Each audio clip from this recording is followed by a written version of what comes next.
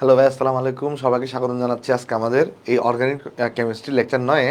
আজকে আমরা যেটা করবো, আমাদের সমানোর যে বাকি পার্টটুকু আছে সেই থিওরি আমরা সেটা শেষ করে ফেলবো, কেমন? আচ্ছা। সবাই আশা করি অনেক ভালো আছো। আমাকে একটু জানাই দিও যে আমার কথা ঠিকঠাক মতো শোনা যাচ্ছে কিনা। আমিও আমার এন্ড থেকে একবার একটু চেক করে দেখি যে সব ঠিকঠাক মতো আছে কিনা, কেমন? এরপরে হচ্ছে আমরা শুরু করে দিচ্ছি। আর আমি আশা করতেছি সবাই তোমরা কিন্তু ওই যে সমানতার যে প্রথম পর্ব অর্থাৎ লেকচার 8, সবাই লেকচার 8টা দেখে আসছো, কেমন? একটা জাস্ট সেকেন্ড, আমি একটু চেক করে দেখি যে সব ঠিকঠাক মতো আছে কিনা, তারপরে হচ্ছে আমি শুরু করে দিচ্ছি। ওকে, একটা মিনিট জাস্ট আমাকে সময় দাও। হ্যাঁ, একটা মিনিট জাস্ট আমাকে সময়। ওকে, সব ঠিকঠাক মতো আছে। তাহলে চলো আমরা তাহলে শুরু করি, আসো।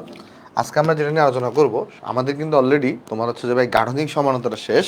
আমরা আলোচনা করবো এখন তোমার হচ্ছে স্টেরিও সমানতা নিয়ে। দেখো, তোমাদেরকে আমি বেসিক পার্থক্য কি বলছিলাম স্টেরিও সমানতার বেলায়, যে স্টেরিও সমানতার ক্ষেত্রে তোমার কিন্তু গাঠনিক সংকেত সেম হবে, আণবিক সংকেত সেম হবে, আর ত্রিমাত্রিক বিন্যাসটা কী হবে বলো তো, ভিন্ন হবে, কেমন? আচ্ছা, দেখো এটা ডেফিনেশন এখানে বলতেছে যে এখানের মধ্যে কিন্তু আণবিক সংকেতটা একই হবে। আমরা যদি একটু করে এটাকে মোটা করে দিই, দাঁড়াও, এখানে দেখাই তোমাকে। আসো, এখানে কিন্তু আমাদের আণবিক সংকেত একই আণবিক সংকেত হবে, আবার একই সাথে কিন্তু এখানে কী হবে বলো তো, একই গাঠনিক সংকেতও হবে। কিন্তু তাদের ক্ষেত্রে কী হবে বলো তো, তাদের ক্ষেত্রে ত্রিমাত্রিক অবস্থান বিন্যাসের ভিন্নতা থাকবে। ঠিক আছে, ভিন্নতা থাকবে। এই ত্রিমাত্রিক অবস্থান বিন্যাসের ভিন্নতা থাকার কারণে ভৌত ও রাসায়নিক ধর্মে কি দেখা যাবে, পার্থক্য দেখা যাবে। তো এইসব যৌগকে আমরা কি বলে থাকি, স্টেরিও সমাণু বলে থাকি। আর এই ধর্মটাকে আমরা বলতেছি স্টেরিও সমানতা। এই ধর্মটাকে আমরা বলতেছি স্টেরিও সমানতা। দেখো জিনিসটা বোঝা গেছে কিনা। তাহলে আমরা কিন্তু দেখছিলাম যে আমাদের তোমার হচ্ছে যে গাঠনিক সমানতায় কি হইতো, আণবিক সংকেত একই থাকতো, বাট গাঠনিক সংকেত কিন্তু ভিন্ন থাকতো। বাট স্টেরিও সমানতাতে আণবিক সংকেত একই থাকবে, গাঠনিক সংকেত একই থাকবে, জাস্ট ত্রিমাত্রিক বিন্যাসটা কি থাকবে বলতো, ভিন্ন থাকবে। ঠিক আছে, একটা লাইন এখানে একটু জাস্ট পড়ে রাখো। এই লাইনটার অর্থ কি আমরা একটু পরে বুঝবো। সেটা হচ্ছে স্টেরিও সমানুর ত্রিমাত্রিক চিত্রকে কনফিগারেশন বলে। বা এটা এখনো বুঝি নাই, এটা আস্তে আস্তে তোমাকে আমি বুঝাবো, কেমন? আচ্ছা। তো আমরা কিন্তু বেসিক্যালি দেখছিলাম যে স্টেরিও সমানতাকে কয় ভাগে ভাগ করা যায় বলো তো, 2 ভাগে ভাগ করা যায়। একটাকে আমরা বলছিলাম তোমার হচ্ছে জ্যামিতিক সমানতা বা সিস্টান্স সমানতা, আর একটাকে আমরা বলছিলাম কি বলতো, তোমার আলোক সমানতা। তোমাদের মনে আছে কিনা দেখো, যদি মনে না থাকে তাহলে আমি একটু মনে করাই দিই যে তোমার স্টেরিও সমানতাকে যদি তুমি নাও, একটু মনে করাই দিয়ে আসো। স্টেরিও সমানতাকে যদি তুমি নাও, স্টেরিও সমানতা, এটাকে কিন্তু তুমি ফার্দার 2 ভাগে ভাগ করতে পারো। এটাকে ফার্দার তুমি 2 ভাগে ভাগ করতে পারো। একটা ছিল আমাদের জ্যামিতিক সমানতা, জ্যামিতিক সমানতা, জ্যামিতিক সমানতা, বা বা সিস ট্রান্স সমানতা, সিস ট্রান্স সমানতা। এটাকে আমরা কি বলতাম, সিস ট্রান্স সমানতা আমরা বলতাম, কেমন? আর আরেকটা ছিল তোমার কি বলতো, এখানে আরেকটা ছিল তোমার কাছে হচ্ছে যে আমাদের আলোক সমানতা, আলোক সক্রিয় সমানতা, কেমন? এটা আরেকটাকে আমরা বলতাম আলোক সক্রিয়, শুধু আলোক সমানতাও বলা হয়, কেমন এটাকে, বা আলোক সক্রিয় সমানতাও বলা যায়। আলোক সক্রিয় সমানতা, প্রতিটা নিয়ে আজকে ডিটেলস আলোচনা করা হবে, আমাদের গুরু দায়িত্ব। আজকে আমার দায়িত্ব হবে এই 2টা জিনিসকে নিয়ে আলোচনা করা, ঠিক আছে? ওকে। তাহলে আমরা দেখছিলাম স্টেরিও সমানতা 2 প্রকার ছিল, এবং আমি ফার্দার বলছিলাম এটাকে কিন্তু আরও 2 ভাগে ভাগ করা যায়। একটা হচ্ছে সিস সমানু, একটা হচ্ছে ট্রান্স সমানু। এটাকে কিন্তু আবার ফার্দার 2 ভাগে ভাগ করা যায়। দেখো, এটাকে ফার্দার 2 ভাগে ভাগ করা যায়। একটা হচ্ছে সিস সমানু, আর আরেকটাকে আমরা কি বলে থাকি বলতো, আরেকটাকে আমরা বলে থাকি ট্রান্স সমানু। ওকে, আরেকটাকে আমরা বলে থাকি তোমার এখানে ট্রান্স সমানু। একটা হচ্ছে সিস সমানু, আরেকটা তোমার হচ্ছে ট্রান্স সমানু। ট্রান্স সমানু ভাই, এগুলো জিনিসগুলো কি আজকে আলোচনা করে দিব, টেনশন নিও না। ট্রান্স সমানু, তাহলে এটাকে আমরা 2 ভাগে ভাগ করতে পারছি। ওকে, এটাকে আমরা 2 ভাগে ভাগ করতে পারছি। সেমভাবে আমরা এটাকে কিন্তু এই আলোক সক্রিয় সমানুতাকে আমরা 2 ভাগে ভাগ করতে পারতাম। একটাকে আমরা বলতাম ডানাবর্তী বা ডেক্সট্রো বা ডি সমানু। একটা আমরা কি বলতাম, একটাকে আমরা বলতাম ডানাবর্তী, ডানাবর্তী বা ডেক্সট্রো, ডেক্সট্রো বা ডি সমানু, ডি সমানু। আর আরেকটাকে আমরা বলতাম বামাবর্তী, বামাবর্তী বা লেইভো, লেইভো বা এল সমানু, বা এল সমানু, ছোট হাতের এল সমানু। এই 2টা ভাগ ছিল। রাইট? ওকে, দেখো তাহলে আমরা এই দুই ভাগে ভাগ করতাম, এটা একটা ভাগ ছিল, আবার এটা একটা ভাগ ছিল। ওকে, আশা করি সবাই বুঝতে পারছো জিনিসটা। ঠিক আছে, এরপর হচ্ছে আমরা তাহলে এখানে দাগ দিয়ে দিই এরো, এটাকে আমরা ফার্দার দুই ভাগে ভাগ করতাম। দেখো এগুলো কিন্তু আমাদের আগে থেকেই পরিচিত, তাই না? ওয়ালাইকুম আসসালাম। দেখো এগুলো কিন্তু আমাদের আগে থেকেও পরিচিত। ঠিক আছে, এই জিনিসটা জাস্ট একটু করে তুমি মনে রাখবা। হ্যাঁ, চলো আমরা তাহলে দেখাই। এখন আমরা তাহলে ফার্স্ট আগে কী আলোচনা করবো, জ্যামিতিক সমানতা নিয়ে, এরপর হচ্ছে আমরা সিস সমান এবং ট্রান্স সমান নিয়ে আলোচনা করবো। এরপরে আমাদের পাঠে আলোচনা থাকবে আলোক সক্রিয় সমানতা নিয়ে, তখন আমরা ডেক্সটো আর লেইভো নিয়ে আলোচনা করবো। চলো আমরা নেক্সটে চলে দিয়ে আসো। নেক্সট আমরা তাহলে প্রথমে আলোচনা কী দিয়ে স্টার্ট করতেছি? প্রথম আলোচনা স্টার্ট করতেছি আমরা হচ্ছে আমাদের জ্যামিতিক সমানতা দিয়ে। কেমন? প্রথম আলোচনা স্টার্ট করতেছে আমাদের এখানে জ্যামিতিক সমানতা বা সিস ট্রান্স সমানতা দিয়ে। তো জ্যামিতিক সমানতা বা সিস ট্রান্স সমানতা বলতে আসলে কী বোঝানো হয়, চলো তোমাকে আমি বোঝানোর চেষ্টা করি। আসো, এটা বোঝার জন্য আমাদের একটা জিনিস বুঝতে হবে আগে। জ্যামিতিক সমানতা বা সিস ট্রান্স সমানতা তুমি যদি বুঝতে চাও, একটা জিনিস বুঝতে হবে। সেটা কি? সেটা হচ্ছে মুক্ত আবর্তন। আগে চলো মুক্ত আবর্তন বুঝে আসি, পরে আমরা এটাতে আসতেছি। কেমন? তাহলে আমি চলো তোমাকে আগে একটু করে বুঝাই। এখানে আমরা আসবো, তবে এটা বোঝার জন্য আমাদের একটা জিনিস বুঝতে হবে, সেটা হচ্ছে মুক্ত আবর্তন। এই জিনিসটা আমাদের বুঝতে হবে, তার নাম হচ্ছে মুক্ত আবর্তন।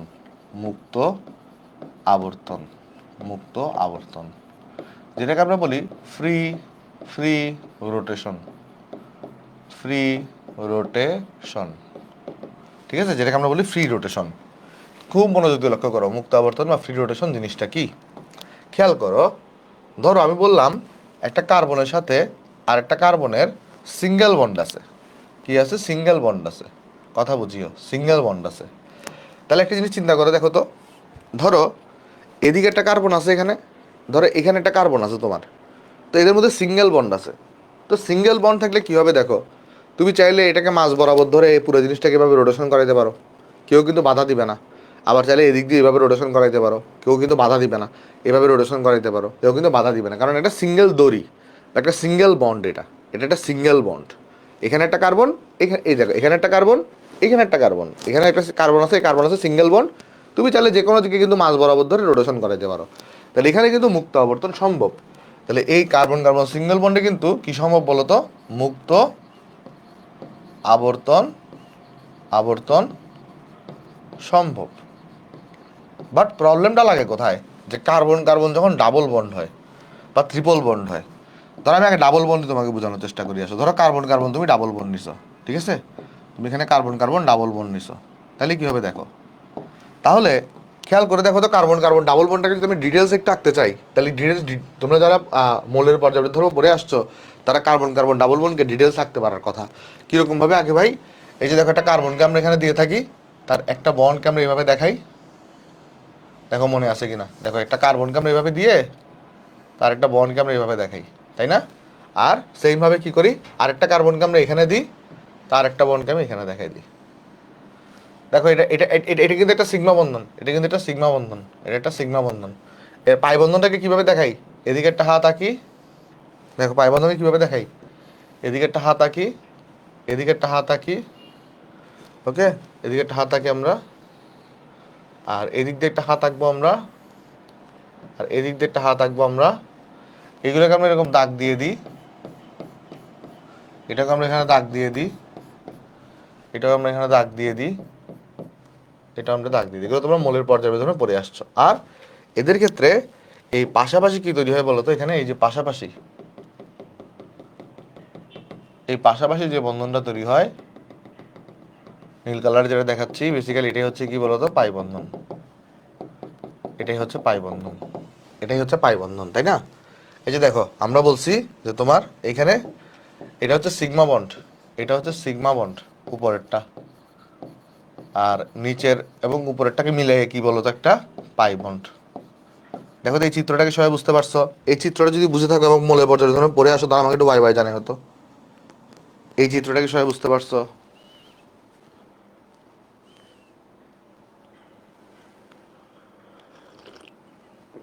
মৌলের পর্যালোচনা পড়া লাগবে না, জাস্ট এটা আইডিয়াটা থাকলেই হবে যে এটাকে এইভাবে চিত্রটা আঁকে।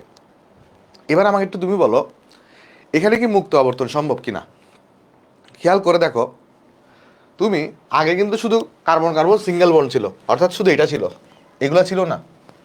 তখন তুমি এটাকে ধরে, এটাকে মাঝ বরাবর ধরে যে কোনো দিকে রোটেশন করে দিতে পারতা। বাট এবার প্রবলেমটা কি, তোমার তুমি যদি এটাকে রোটেশন করানোর ট্রাই করো, এটাকে রোটেশন করানোর ট্রাই করো, এটা কিন্তু আর রোটেশন হচ্ছে না, তোমার এখানে একটা প্যাচ বেজে যাবে, এখানে একটা প্যাচ বেজে যাবে। দেখো আমি তোমাকে বলি, যদি তুমি এটাকে ধরো ধরো এই যে এটাকে ধরো তুমি মানে রোটেশন করতে যাচ্ছ, এটাকে তুমি রোটেশন করতে যাচ্ছ, প্রবলেমটা হবে কোথায়? এরা তো আর সরতেছে না, একই টাইমে দুইজনকে রোটেশন করানো যায় না। তো তখন যেটা হয়, এটা যদি রোটেশন হয়, এটা কিন্তু এগুলো কিন্তু ফিক্সড অবস্থানে আছে, এগুলো কিন্তু কি অবস্থানে আছে, এগুলো কিন্তু ফিক্সড অবস্থানে আছে, এগুলো কিন্তু ফিক্সড অবস্থানে আছে, এই যে এগুলো এগুলো কিন্তু ফিক্সড অবস্থানে আছে, কোনটা? এগুলা। তাহলে তখন কাহিনী কি হবে, এখানে একটা প্যাচ লেগে যাবে না? দেখো তো এখানে আমরা প্যাচ লেগে যাবে না একটা, মানে তুমি চাইতেছো এই যে এটাকে রোটেশন করাইতে, বাট এরা থাকার কারণে, এই পাইবন্ডগুলো থাকার কারণে, এদের মধ্যে দুর্বল আকর্ষণ থাকার কারণে এখানে কিন্তু একটা প্যাচ লেগে যাবে, তুমি মানে মুক্ত আবর্তন সম্ভব হচ্ছে না। বাট এখানে কিন্তু কোনো প্যাচ লাগার অপশনই নেই এই জায়গাটায়। যে দেখো এটাকেও তুমি কিন্তু চাইলে রাখতে পারো, কার্বন কার্বন সিঙ্গেল বন্ডটাকে, ওটাকে চাইলে কীভাবে রাখতে পারো, এই যে কার্বন দিবা একটা, এখানে একটা সিঙ্গেল বন্ড দিবা এভাবে করে, আর এখানে একটা কার্বন দিবা, এই যে এখানে একটা সিঙ্গেল বন্ড দিয়ে দাও, শেষ। দেখো এখানে কিন্তু কোনো পাই বন্ড নাই, এটা হচ্ছে কার্বন কার্বন সিঙ্গেল বন্ড। এখানে কিন্তু তুমি চাইলে কি করতে পারবা, ফ্রি রোটেশন করতে পারবা, এখানে কিন্তু কোনো বাধা দেওয়ার মতো কেউ নাই বা মোচড় খাওয়ার মতো কেউ নাই, এখানে তুমি ফ্রি রোটেশন করতে পারবা। বাট এই জায়গাটাতে কি ফ্রি রোটেশন পসিবল? পসিবল না। কেন বলো তো? কারণ এরা ফিক্স থাকার কারণে কি হয়, এটাকে যদি তুমি ঘুরাও তাহলে যে ঘটনাটা ঘটবে, এদের সাথে এদের একটা প্যাচ লেগে যাবে, তাই এখানে কিন্তু মুক্ত আবর্তন সম্ভব না। তাহলে এই যে বুঝতে পারছো কিনা দেখো, যে তোমার কেন পাই বন্ড যেখানে থাকবে, অর্থাৎ ডাবল বন্ড বা ট্রিপল বন্ড থাকুক, সেখানে কিন্তু কি সম্ভব না বলো তো, মুক্ত আবর্তন সম্ভব না। দেখো জিনিসটা বুঝতে পারছো কিনা, যে সিঙ্গেল বন্ডে মুক্ত আবর্তন সম্ভব, তাহলে আমি বলতে পারি ডাবল বন্ডের ক্ষেত্রে সম্ভব না, আর ট্রিপল বন্ডের ক্ষেত্রে সম্ভব না। তাহলে এখানে কিন্তু মুক্ত আবর্তন সম্ভব সম্ভব নয়। তুমি যদি এখানে কার্বন কার্বন ট্রিপল বন্ড নাও, সেখানেও কিন্তু কি সম্ভব না বলো তো, মুক্ত আবর্তন সম্ভব না। এই জায়গাতেও কিন্তু তোমার কি সম্ভব না, তুমি যদি কার্বন কার্বন ট্রিপল বন্ড নাও, এখানেও তোমার কি সম্ভব না বলো তো, মুক্ত আবর্তন সম্ভব না। ওই পাই বন্ড থাকার কারণে এখানে প্যাচ লাগবে। মুক্ত আবর্তন সম্ভব নয়। হোপফুলি তুমি আইডিয়াটা এখানে বুঝতে পারছো। আরও একটা যৌগ আছে যাদের মুক্ত আবর্তন সম্ভব না। কীরকম যৌগ? ধরো চাকরিক যৌগ যেগুলা, মানে তোমার এখানে ধরো চাকরিক যৌগকে তুমি নিছো, তো চাকরিক অ্যালকেনের চাকরিক যৌগ যেগুলো আছে, অ্যালকেনের চাকরিক যৌগ কীরকম, ধরো এরকম একটা যৌগ তুমি নিছো, একটা চাকরিক যৌগকে তুমি নিছো, তো চাকরিক যৌগের বেলায়ও কিন্তু কি সম্ভব না, মুক্ত আবর্তন সম্ভব না। তাহলে মনে রাখবা, এই যে অ্যালকেনের চাকরিক যৌগে, অ্যালকেনের চাকরিক যৌগে, বা শুধু চাকরিক যৌগ লিখলে তাও তাও হবে, যে চাকরিক যৌগে মুক্ত আবর্তন সম্ভব না, কারণ এটা চক্রাকার অবস্থায় যুক্ত অবস্থায় আছে। তো তুমি চাইলেই এটাকে রোটেশন করাতে পারবা না, কারণ তখন এদের মধ্যে আবার প্যাচ লেগে যাবে, কারণ এরা কানেক্টেড অবস্থায় আছে। মোটামুটি কানেক্টেড থাকলেই মুক্ত আবর্তন সম্ভব হয় না। তাহলে চাকরিক যৌগে কি সম্ভব না বলো তো, মুক্ত আবর্তন সম্ভব না, মুক্ত আবর্তন সম্ভব নয়। দেখো তো আমাকে একটু বলো তো ভাই, এই পৃষ্ঠাটা আমি বুঝতে পারছি? যদি বুঝে থাকো তাহলে আমাকে একটু বাই বাই জানিও, যে ভাই এই পৃষ্ঠাটা আমি বুঝতে পারছি। পাই বন্ধন না, না তুমি চাইলে এখানে তুমি কি করতে পারবে না, পাই বন্ধনকে নিয়ে ঘুরতে পারবে না একসাথে, না পারবে না। কেন পারবে না বলো তো? কারণ দুইটার শক্তি কিন্তু আলাদা। তো তুমি ধরো সিগমা বন্ডকে ঘুরাইতে যে শক্তি লাগবে, পাই বন্ডকে ঘুরাইতে কিন্তু সেম অ্যামাউন্ট শক্তি না, শক্তি কিন্তু ডিফারেন্ট হবে অবশ্যই, কারণ পাই বন্ড হচ্ছে দুর্বল। তো তুমি একই এনার্জি দিয়ে দুজনকে ঘুরাইতে পারবা না, একই এনার্জি দিয়ে দুজনকে ঘুরাইতে পারবা না, যে কোনো একজনকে ঘুরাইতে পারবা। তুমি পাইকে ঘুরানোর চেষ্টা করো, দেখবা সিগমা ঘুরবে না, তখন আলটিমেটলি প্যাচ লাগবেই। প্যাচ তখনই লাগবে না যদি দুজন একসাথে ঘুরতো। বাট এখানে যেটা প্রবলেম হয়, যে দুজনের এনার্জি কিন্তু ডিফারেন্ট, পাই বন্ডের এনার্জি দুর্বল, সিগমা বন্ডের এনার্জি স্ট্রং। তাহলে কিন্তু তোমার এখানে ওই দুইটার এনার্জি ডিফারেন্স হওয়ার কারণে একই এনার্জি দিয়ে দুজনকে তুমি ঘুরাইতে পারবা না। বুঝছো কথা? কেন তুমি পারবা না? নাসিম কোয়েশ্চেন করছিলা, বুঝতে পারছো কিনা আমাকে জানাও। ওকে গুড, সবাই বুঝতে পারছো। তাহলে এইবার আসো আমরা তোমার দেখার চেষ্টা করি যে এরকম মুক্ত আবর্তন না হইলে কি হয়। এখানে আমি এখনো ডেফিনেশন তোমাকে পড়াচ্ছি না, ডেফিনেশন একটু পরে পড়াচ্ছি। দেখো তাহলে খেয়াল করে দেখো, আমি এখানে এখানে একটা যৌগ নেওয়ার চেষ্টা করি। আসো তো চিন্তা করে দেখো, তোমার এখানে আমি এখানে এখানে এখানে এখানে দেখে আসো, চিন্তা করে দেখো, ধরো কার্বন আর কার্বনের একটা ডাবল বন্ড নিছি, কার্বন আর কার্বনের একটা ডাবল বন্ড নিছি, কার্বন আর কার্বনের একটা ডাবল বন্ড নিছি। তারপর নেওয়ার পরে ধরো এখানে একজন কানেক্টেড আছে, এখানে একজন কানেক্টেড আছে, ধরো এখানে একজন কানেক্টেড, এখানে একজন কানেক্টেড। তাহলে চিন্তা করে দেখো, ধরা যাক এই জায়গাতে হচ্ছে কি আছে বলো তো, এই জায়গায় ধরো একটা সাপোজ যে কোনো একটা এ কেউ একজন আছে, এখানে ধরো বি নামক কেউ একজন আছে, আবার এখানে ধরো এ নামক একজন আছে, এখানে ধরো বি নামক একজন আছে। ভাই এ বি তো কিছুই বুঝতেছি না, একটা কাজ করি তাহলে আসো, একটা কাজ করি আসো আমরা তাহলে। একটা এক্সাম্পল স্বরূপ এখানে আমি হাইড্রোজেনকে দিচ্ছি একটা, এখানে আমি একটা CH3 কে দিচ্ছি, এখানে আমি একটা হাইড্রোজেনকে দিচ্ছি একটা, একটা CH3 কে দিচ্ছি, ঠিক আছে? আচ্ছা, এইবার আমি তোমাকে একটা কোশ্চেন করতেছি, খেয়াল করো। এইখানে আমি তোমাকে একটা বক্স করে দিই, দেখো যে এখানে এই অংশটাতে, এই অংশটাতে এখানে কি রোটেশন করা পসিবল?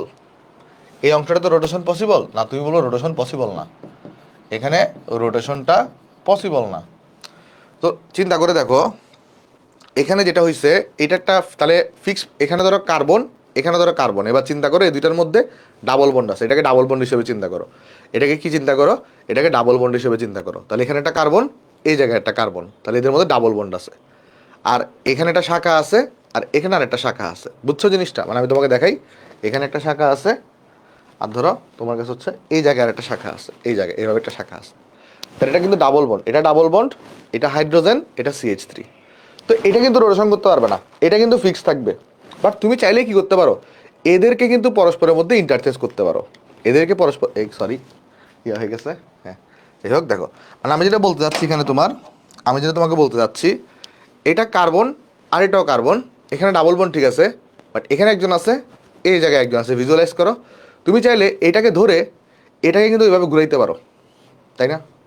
তাহলে কি হবে, এটা একবার আপে থাকবে, একবার ডাউনে চলে যাবে, এভাবে কিন্তু তুমি রোটেশন করে, মানে এটাকে তুমি তো ফিক্স করে রাখছো, এই জিনিসটাকে ফিক্স করে রাখছো, এই জিনিসটাকে ফিক্স করে এই জিনিসটা এবং এই জিনিসটাকে কিন্তু তুমি কি করতে পারো, চাইলে রোটেশন করাতে পারো। বুঝতেছো কিনা দেখো, বুঝছো? মানে আমি চাইলে কি করতে পারি, আমি চাইলে এই এইটাকে ফিক্স রেখে এই জিনিসটাকে আর এই জিনিসটাকে পরস্পরের মধ্যে ইন্টারচেঞ্জ করতে পারি। তখন স্ট্রাকচারটা কীরকম হবে, এই যে কার্বন আর কার্বনের মধ্যে ডাবল বন্ড, কার্বন আর কার্বনের মধ্যে ডাবল বন্ড, কার্বন আর কার্বনের মধ্যে ডাবল বন্ড। আর এই জায়গায় দেখো আমি এটাকে দাও, এটাকে দেখো, এই জায়গায় এবং এই জায়গাকে ফিক্স রাখলাম, অর্থাৎ এই জায়গায় কারা কারা আছে, হাইড্রোজেন এবং CH3 কে আমি ফিক্স রাখলাম। এই পুরো অংশটাকে ফিক্স রেখে আমি কি করতে পারি, চাইলেই আমি চাইলেই এটাকে রোটেশন করে দিতে পারি। তখন এখানে কি হবে, এখানে আমার হাইড্রোজেনটা তখন নিচে নেমে যাবে, হাইড্রোজেন নিচে নেমে যাবে, আর এটা CH3 হয়ে যাবে। দেখো তো এটা বুঝতে পারছো কিনা, এটা বুঝতে পারছো কিনা?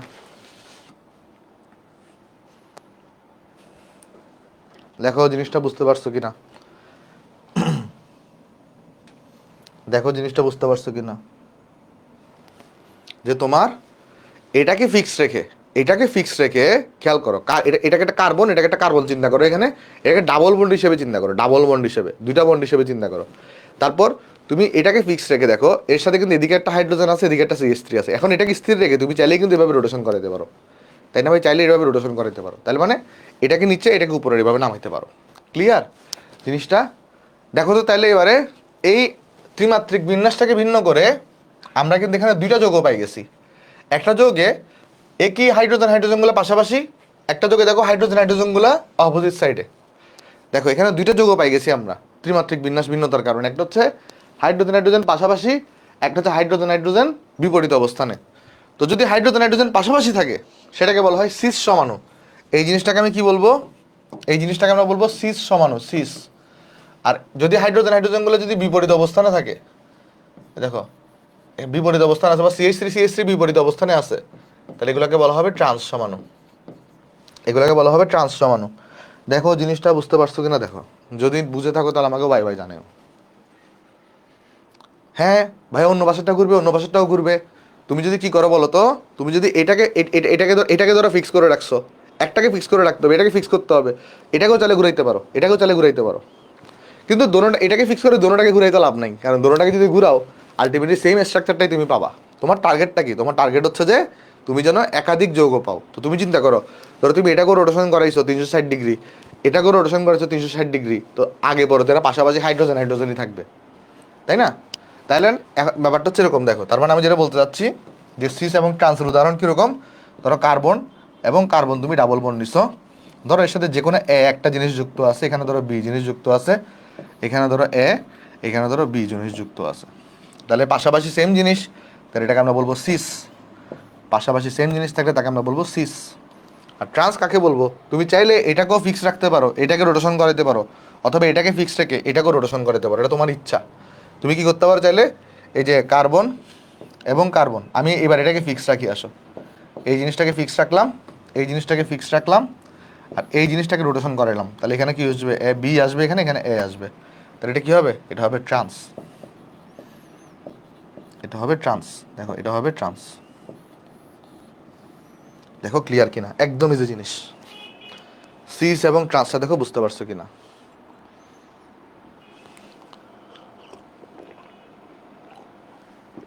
আরো অনেক এক্সাম্পল দিব, টেনশন নিও না। আচ্ছা, এবার একটা কোয়েশ্চন তোমাদের কাছে, সেটা হচ্ছে কেউ যদি মুক্ত আবর্তনে পসিবল না হয়, কেউ যদি মুক্ত আবর্তনে পসিবল না হয়, তাহলে কি সেই সিস ট্রান্স হবে কিনা?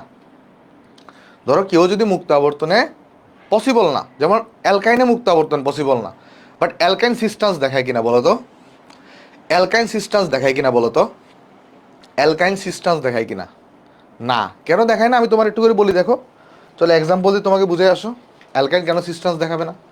এই যে এখানে দেখো সিঙ্গেল বন্ড থাকলে তারা মুক্ত আবর্তন সম্ভব, ডাবল বন্ড মুক্ত আবর্তন সম্ভব না। আচ্ছা, এবার একটা জিনিস যেটা দেখাতে যাচ্ছি আমি, ধরো অ্যালকাইনকে নিচ্ছি, অ্যালকাইন। অ্যালকাইন এখানে ধরো কার্বন কার্বন আছে, আমি এখানে কার্বন কার্বন ট্রিপল বন্ড দিচ্ছি, দিলাম, এখানে কিন্তু একটা করে হাত বাকি। তো এরা সিস্টেন্স দেখাবে কিনা? এখানে সিস্টেন্স দেখানোর কোনো অপশন নাই। কেন বলো তো? সিস্টেন্স দেখানোর জন্য এই যে এই ফিক্সড অবস্থানের সাথে দুইটা করে হাত থাকতে হবে, তাই না? কারণ সিস্টেন্স তুমি কিভাবে দেখাও? আপ ডাউন করানোর মাধ্যমে। এখন এখানে আসে হচ্ছে একজন, এটা তো আপ ডাউন করা লাভ নাই। এখানে আসে হচ্ছে একজন, তো এটাকে আপ ডাউন করে তো সেম স্ট্রাকচারই সবসময় পাচ্ছ, ঠিক আছে তাই না? মানে তুমি যদি চিন্তা করো যে আমি একবার এভাবে আঁকবো জিনিসটাকে, এভাবে আঁকবো আর এভাবে আঁকবো, আর আমি একবার এভাবে আঁকবো জিনিসটাকে, তার লাভ আছে? লাভ নাই তো। সেম যে স্ট্রাকচারই, কারণ একটা একটা লাভ হইতো কখন বলো তো? তোমার যদি কি থাকতো বলো তো? যদি এর সাথে যদি দুইটা হাত থাকতো। তাই অ্যালকাইনের যদিও মুক্ত আবর্তন সম্ভব না, তারপরে অ্যালকাইন কিন্তু কি দেখাবে না? সিস্টেন্স দেখাবে না, ঠিক আছে? অ্যালকাইন যে সিস্টেন্স দেখাবে না সেটা সবাই বুঝতে পারছো?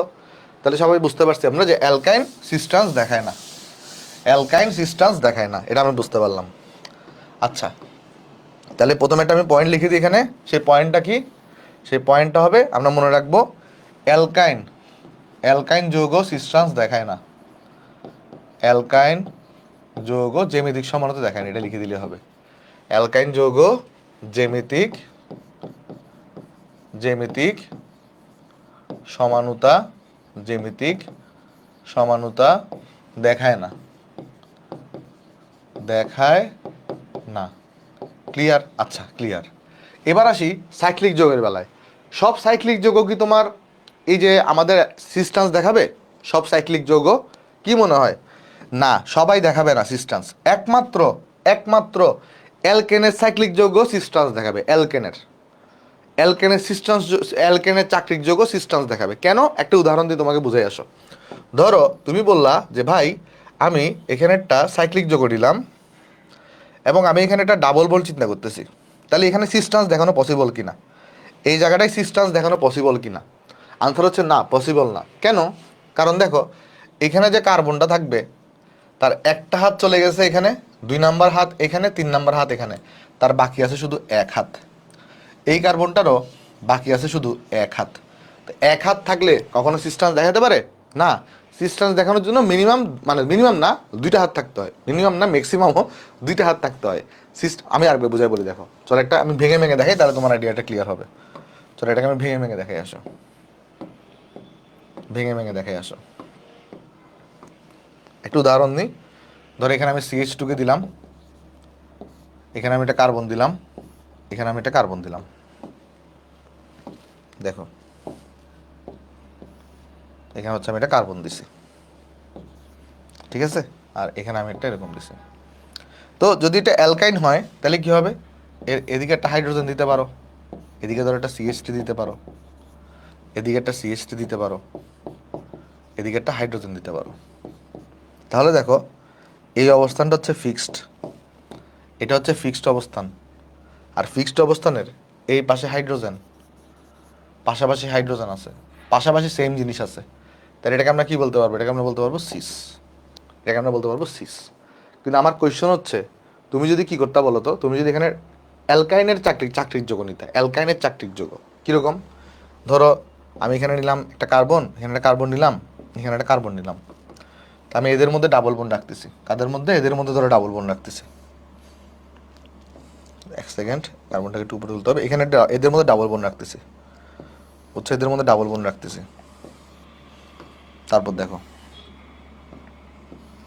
এভাবে নিচ্ছি কেমন, এখানে ধরো H2 নিছি, তো এখানে ধরো এখানে তাহলে বাকি থাকবে একটা হাত, ধরো হাইড্রোজেনকে দেখাইছি, এখানেও ধরো বাকি থাকবে একটা হাত। তো আমার কথা হচ্ছে ঠিক আছে, দেখো এই জায়গাটাতে মুক্ত আবর্তন সম্ভব না, কোন জায়গায়? এই জায়গায়। বাট এই জায়গায় মুক্ত আবর্তন সম্ভব না হইলেও এখানে তো একটা মূলক করে করে, তো সিস্টেন্স দেখানোর জন্য তো এখানে দুইটা মূলক লাগে, তো মূলক তো এখানে একটা করে করে। তাই সবসময় আমরা মনে রাখবো, তোমার এখানে কী হবে বলো তো, এই শুধুমাত্র অ্যালকেনের সাইক্লিক যৌগগুলাই সিস্টেন্স দেখাতে পারে, কিন্তু অ্যালকেন বাদে অ্যালকিন এদের সাইক্লিক যৌগগুলো সিস্টেন্স দেখাতে পারে না। বুঝতে পারছো? হ্যাঁ, একে অন্যের আইসোমার, সিস্টেন্স একে অন্যের আইসোমার। জ্যামিতিক সমানুর জন্য কত ডিগ্রি কোণে ঘূর্ণন লাগে? এটা হচ্ছে তোমার কত ডিগ্রি কোণে ঘূর্ণন লাগবে বলো তো? 360 ডিগ্রি কোণে। ক্লিয়ার? যে এখানে আমরা তাহলে একটা লাইন মনে রাখতে পারি আমরা এখানে, সেটা হচ্ছে কি, যে অ্যালকেন বাদে অন্য যৌগের সাইক্লিক যৌগগুলা কি দেখাতে পারে না? তোমার সিস্টেন্স দেখাতে পারে না। তাহলে আমরা মনে রাখবো, অথবা এটা এভাবে লিখলেও হয়, শুধুমাত্র অ্যালকেনের সাইক্লিক যৌগই, শুধুমাত্র অ্যালকেনের সাইক্লিক যৌগই, সাইক্লিক যৌগই জ্যামিতিক সমানতা প্রদর্শন করে। জ্যামিতিক সমানতা, জ্যামিতিক সমানতা প্রদর্শন করে। দেখো আমার কথাগুলো ক্লিয়ার কিনা। তাহলে আমি বললাম, তাহলে আমাদের সিস্টেন্স কারা কারা দেখাবে? এই ডাবল বন্ড থাকলে মানে অ্যালকিন দেখাবে, এবং তোমার হচ্ছে যে আমাদের অ্যালকেনের সাইক্লিক যৌগগুলো দেখাবে। অ্যালকেনের সাইক্লিক যৌগ দেখাবে, এরাই দেখাবে কি বলতো, এরাই কিন্তু তোমার শুধুমাত্র সিস্টেন্স দেখাবে, বাকিরা সিস্টেন্স দেখাবে না। ক্লিয়ার? আচ্ছা আচ্ছা, 180 ডিগ্রি, হ্যাঁ 360 ডিগ্রিটা 180 ডিগ্রি ঘুরাইতে হবে। 360 ডিগ্রি না 180 ডিগ্রি ঘুরাইতে হবে। স্লাইডে ভুল আছে, স্লাইডে কোথায় ভুল আছে? স্লাইডে কোথায় ভুল আছে? সিস্টেন্স এগুলো কি একে অন্যের? হ্যাঁ, 180 ডিগ্রি দেখাইতে হবে, ঘুরাইতে হবে। কার্বনের ফাঁকা দুই হাতে অক্সিজেন দিলে, হাইড্রোজেন দিলে, তাইলে তো আর সমান হবে না। হ্যাঁ, আমি দেখার চেষ্টা আসছি। আচ্ছা, আশা করি সবাই জিনিসগুলো আমরা বুঝতে পারছি। আচ্ছা, আমাকে তোমরা জাস্ট এটা একটু জানাও যে তোমরা এটা বুঝতে পারছো কি না। তাহলে আমাদের কারা কারা সিস্টেন্স দেখাবে? সাধারণত অ্যালকিন, এরা সিস্টেন্স দেখানোর একটা অপশন আছে। আর একটা হচ্ছে যে অ্যালকেনের সাইক্লিক যৌগ, এরা সিস্টেন্স দেখাতে পারে। এই এই পয়েন্টটা তোমরা বুঝতে পারছো কিনা? অ্যালকেনের সাইক্লিক যৌগ যদি বুঝে থাকো আমাকে একটু ওয়াই ওয়াই জানাইও যে ভাই এই দুটো জিনিস আমি বুঝতে পারছি, এই দুটো জিনিস আমি বুঝতে পারছি। যারা যদি বুঝে থাকো তাহলে আমাকে একটু ওয়াই ওয়াই জানাইও। ঠিক আছে, ওকে। হ্যাঁ, অ্যালকেনের সাইক্লিক যৌগের কি মূলক আবর্তন পসিবল না? না, অ্যালকেনের সাইক্লিক যৌগে মুক্ত আবর্তন পসিবল না। যে কোনো সাইক্লিক যৌগে মুক্ত আবর্তন পসিবল হয় না, কারণ এখানে প্যাচ লাগানো অবস্থায় আগে থেকে আছে। আচ্ছা, এবার একটা জিনিস যেটা দেখাতে যাচ্ছি আমি, সেটা হচ্ছে কি বলতো, সেটা হচ্ছে তোমার কাছে এখানে যে ব্যাপারটা আছে সেটা হচ্ছে কি, সেটা হচ্ছে তোমার ধরো অ্যালকিনকে আমি নিছি, তাহলে অ্যালকিন হইলেই কি সেই সিস্টেন্স দেখাবে? না, এখানে কিছু কেস আছে। আমরা এখন কেসগুলো নিয়ে আলোচনা করব, কেমন? তো কেসগুলো নিয়ে আলোচনা করার আগে, আমি তোমাকে দেখা যাচ্ছে সিস্টেন্স কাকে বলে একটু করে এখানে ডেফিনেশন দেওয়া আছে। দেখো সিসের ডেফিনেশন কি বলতেছে? সিসের ডেফিনেশন বলতেছে যে কার্বন কার্বন কার্বন কার্বন দ্বিবন্ধনের একই পাশে দুটি একই জাতীয় পরমাণু বা মূলক উপস্থিত থাকলে তাকে আমরা কি বলবো? তাকে আমরা বলবো সিস সমাণু। আর যদি কার্বন কার্বন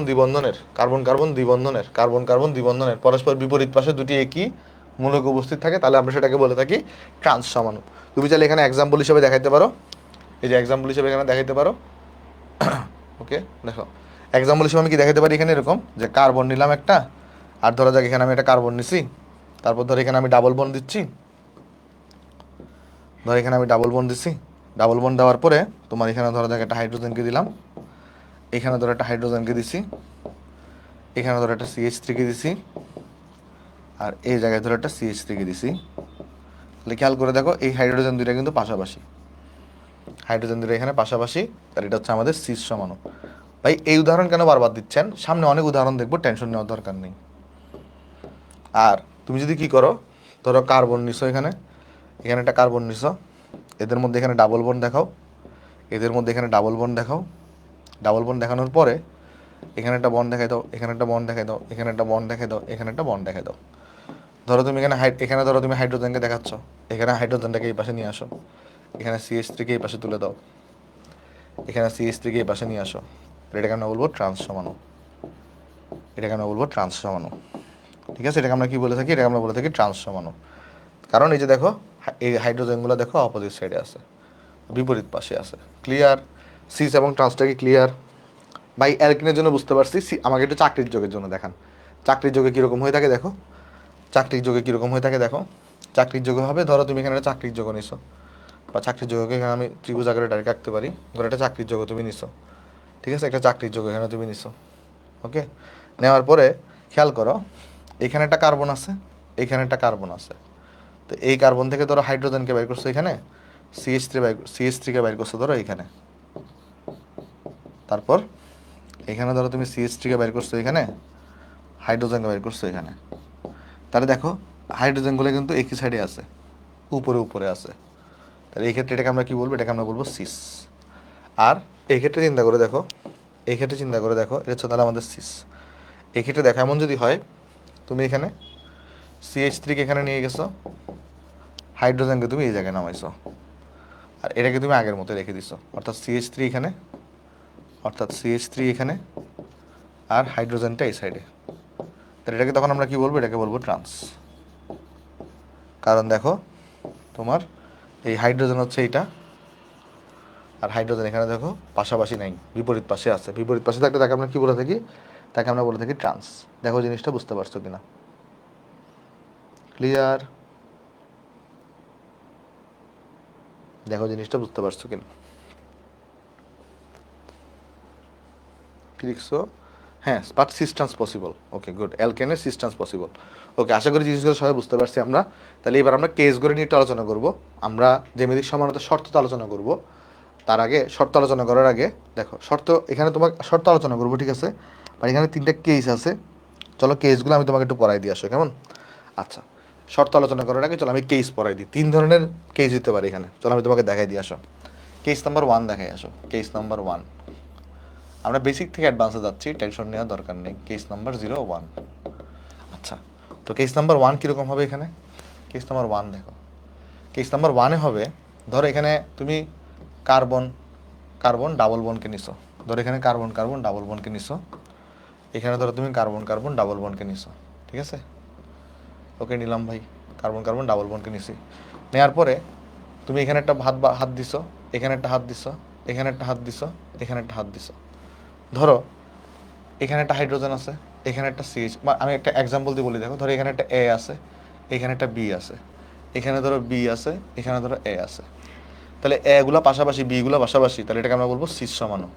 আমি প্রত্যেকটা এক্সাম্পলে দিব, টেনশন নিও না, প্রত্যেকটার এক্সাম্পলে দিব। তাহলে এটা হচ্ছে সিস। বাট এমন যদি হয় যে কার্বন আর কার্বন, তাদের মধ্যে ধরো ডাবল বন্ড দিছো তুমি এখানে, তাদের মধ্যে ধরো ডাবল বন্ড দিছো এখানে, তুমি ডাবল বন্ড দেওয়ার পরে এই জায়গায় একটা হাত দিছো, এই জায়গায় একটা হাত দিছো, এই জায়গায় একটা হাত দিছো, এই জায়গায় একটা হাত দিছো।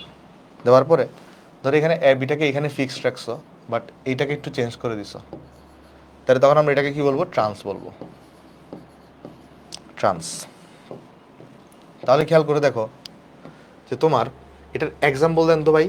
এক্সাম্পল কীরকম হবে দেখো, ধরো কার্বন আর কার্বন, এদের মধ্যে ধরো তুমি এখানে ডাবল বন্ড দাও, এদের মধ্যে ধরো তুমি এখানে ডাবল বন্ড দাও, ডাবল বন্ড দিছো। এই এখানে যাবো, তুমি একটা হাত দিয়ে দাও, এখানে একটা হাত দিয়ে দাও, এখানে একটা হাত দিয়ে দাও, এখানে একটা হাত দিয়ে দাও, কেমন? তো চলো আমি একটা কাজ করি, এটাকে চলো আমি এখানেও নিয়ে আসি, একটু ডান পাশে। ওকে, তারপর দেখো আমি যেটা করতে পারি, একটা হাইড্রোজেন দিতে পারি, একটা CH3 দিতে পারি, এখানেও আমরা একটা হাইড্রোজেন একটা CH3 দিতে পারি। তাহলে দেখো এখানে হাইড্রোজেনগুলো পাশাপাশি আছে, একটাকে কনসিডার করলে হয়, তাহলে এটাকে আমরা বলবো সিস সমাণু। এগুলো এতবার প্র্যাকটিস করানোর কারণ তুমি যেন মাথায় একদম গেঁথে যায়। এটা হচ্ছে সিস সমান। আবার এমনও হইতে পারে, ধরো হাইড্রোজেন এখানে আছে, CH3 এখানে আছে, তুমি যদি হাইড্রোজেনকে এই পাশে দাও আর CH3কে এই পাশে দাও, তাহলে দেখো যেটা হইলো হাইড্রোজেন আর হাইড্রোজেনটা অপোজিট সাইডে আছে, তাহলে এটাকে আমরা বলবো ট্রান্স সমাণু। এটাকে আমরা বলে থাকি কি বলতো, ট্রান্স সমাণু। আর এই কেসটাকে আমরা কি বলে থাকি দেখো তো, এই কেসটাকে আমরা বলে থাকি, দেখো এই কার্বনের সাথে একটা এবি আছে, এই কার্বনের সাথে এবি আছে, তাহলে কেস নাম্বার 1 হচ্ছে এরকম CAB ডাবল বন্ড CAB। এই কেসটাকে আমরা এভাবে বলে থাকি। দেখো বুঝতে পারছো কিনা, কেস নাম্বার 1টা ক্লিয়ার? কেস নাম্বার 1টা ক্লিয়ার কিনা দেখো, কেস নাম্বার 1টা ক্লিয়ার কিনা দেখো। যদি ক্লিয়ার হয়ে থাকে আমাকে জানাইও বাই, তারপর আমরা কেস নাম্বার 2 এ চলে যাব। ঠিক আছে, ওকে। হ্যাঁ, আশা করি কেস নাম্বার 1 ক্লিয়ার। তাহলে এবার চলো আমরা কেস নাম্বার 2 তে যাই। আসো কেস নাম্বার 2 কিরকম হবে চলো দেখার চেষ্টা করি। আসো কেস নাম্বার 2, তাহলে আসো আমরা দেখার চেষ্টা করি এখন case number 2। Case number 2, case number 2 কিরকম হবে দেখো। কেস নাম্বার 2 তে যে কাহিনী হবে, ধরো তুমি এখানে একটা কার্বনকে নিছো আর এখানে ডাবল বন্ড দিচ্ছ, ডাবল বন্ড দিচ্ছ এখানে, আর এই জায়গাটা কার্বনকে নিছো, তার এখানেও 2টা হাত, এখানেও 2টা হাত, এখানেও 2টা হাত, এখানেও 2 হাত। তো এটাকে আমি একটু কপি করে রাখি এখানে, বেশ কিছু কপি আমাদের লাগবে। ওকে, এটাকে এখানে নিয়ে আসি, তারপর এটাকে একটু নিচে নামাই দিই একবার, এটাকে একবার এখানে নিয়ে আসি। ওকে, এবার দেখাই আসো। দেখো এমন যদি হয় যে ধরো এর এখানে এ আছে, এর এখানে এ আছে, এখানে একটা বি আছে, এখানে একটা ডি আছে, তো দুইটা কিন্তু মানে দোনোটাকেই সেম হইতে হবে এরকম কিন্তু কোনো কথা না, একটা সেম হইলেই হয়। তাহলে এখানে এ আছে ধরো, আবার একটা সেম না হইলেও হয়, সেটা আমরা দেখাবো একটু পরে। এখানে ধরো এ আছে, এগুলো পাশাপাশি আছে, তাহলে এটাকে আমরা বলবো সিস। দুইজনকে নিয়ে বিবেচনা করার দরকার নেই, বুঝছো? দুইজনকে নিয়ে বিবেচনা করার দরকার নেই, দুইজনকে নিয়ে বিবেচনা করার দরকার নেই। তাহলে আমি চাইলে কি করতে পারি এখানে বলো, এই এ আর ডি কে ফিক্স রাখলাম, বাট এদেরকে ইন্টারচেঞ্জ করে দিলাম, তখন এটা এখানে চলে আসবে, বিটা এখানে চলে আসবে। তাহলে তখন কি হবে বলো, এখানে এ আর বি, এ দেখো পরস্পর বিপরীত অবস্থানে চলে গেছে, তাহলে এটাকে আমরা বলবো ট্রান্স। বুঝতে পারছো এই সিস আর ট্রান্সটা? এগুলা পাশাপাশি থাকলে আমরা বলতেছি সিস, আর এগুলো যদি ক্রস অপশনে চলে যায় তাহলে আমরা বলতেছি তোমার এখানে ট্রান্স। ক্লিয়ার? ওকে, তাহলে এখন দেখো তোমার এটার এক্সাম্পল যদি দেওয়ার চেষ্টা করি, ধরো এখানে হাইড্রোজেন আছে, ধরো এই জায়গায় তোমার কাছে হাইড্রোজেন আছে, এই জায়গায় ধরো তোমার কাছে CH3 আছে, এই জায়গায় ধরো তোমার কাছে হাইড্রোজেন আছে, আর এই জায়গায় ধরো তোমার কাছে ক্লোরিন আছে। কি আছে তোমার কাছে? ক্লোরিন।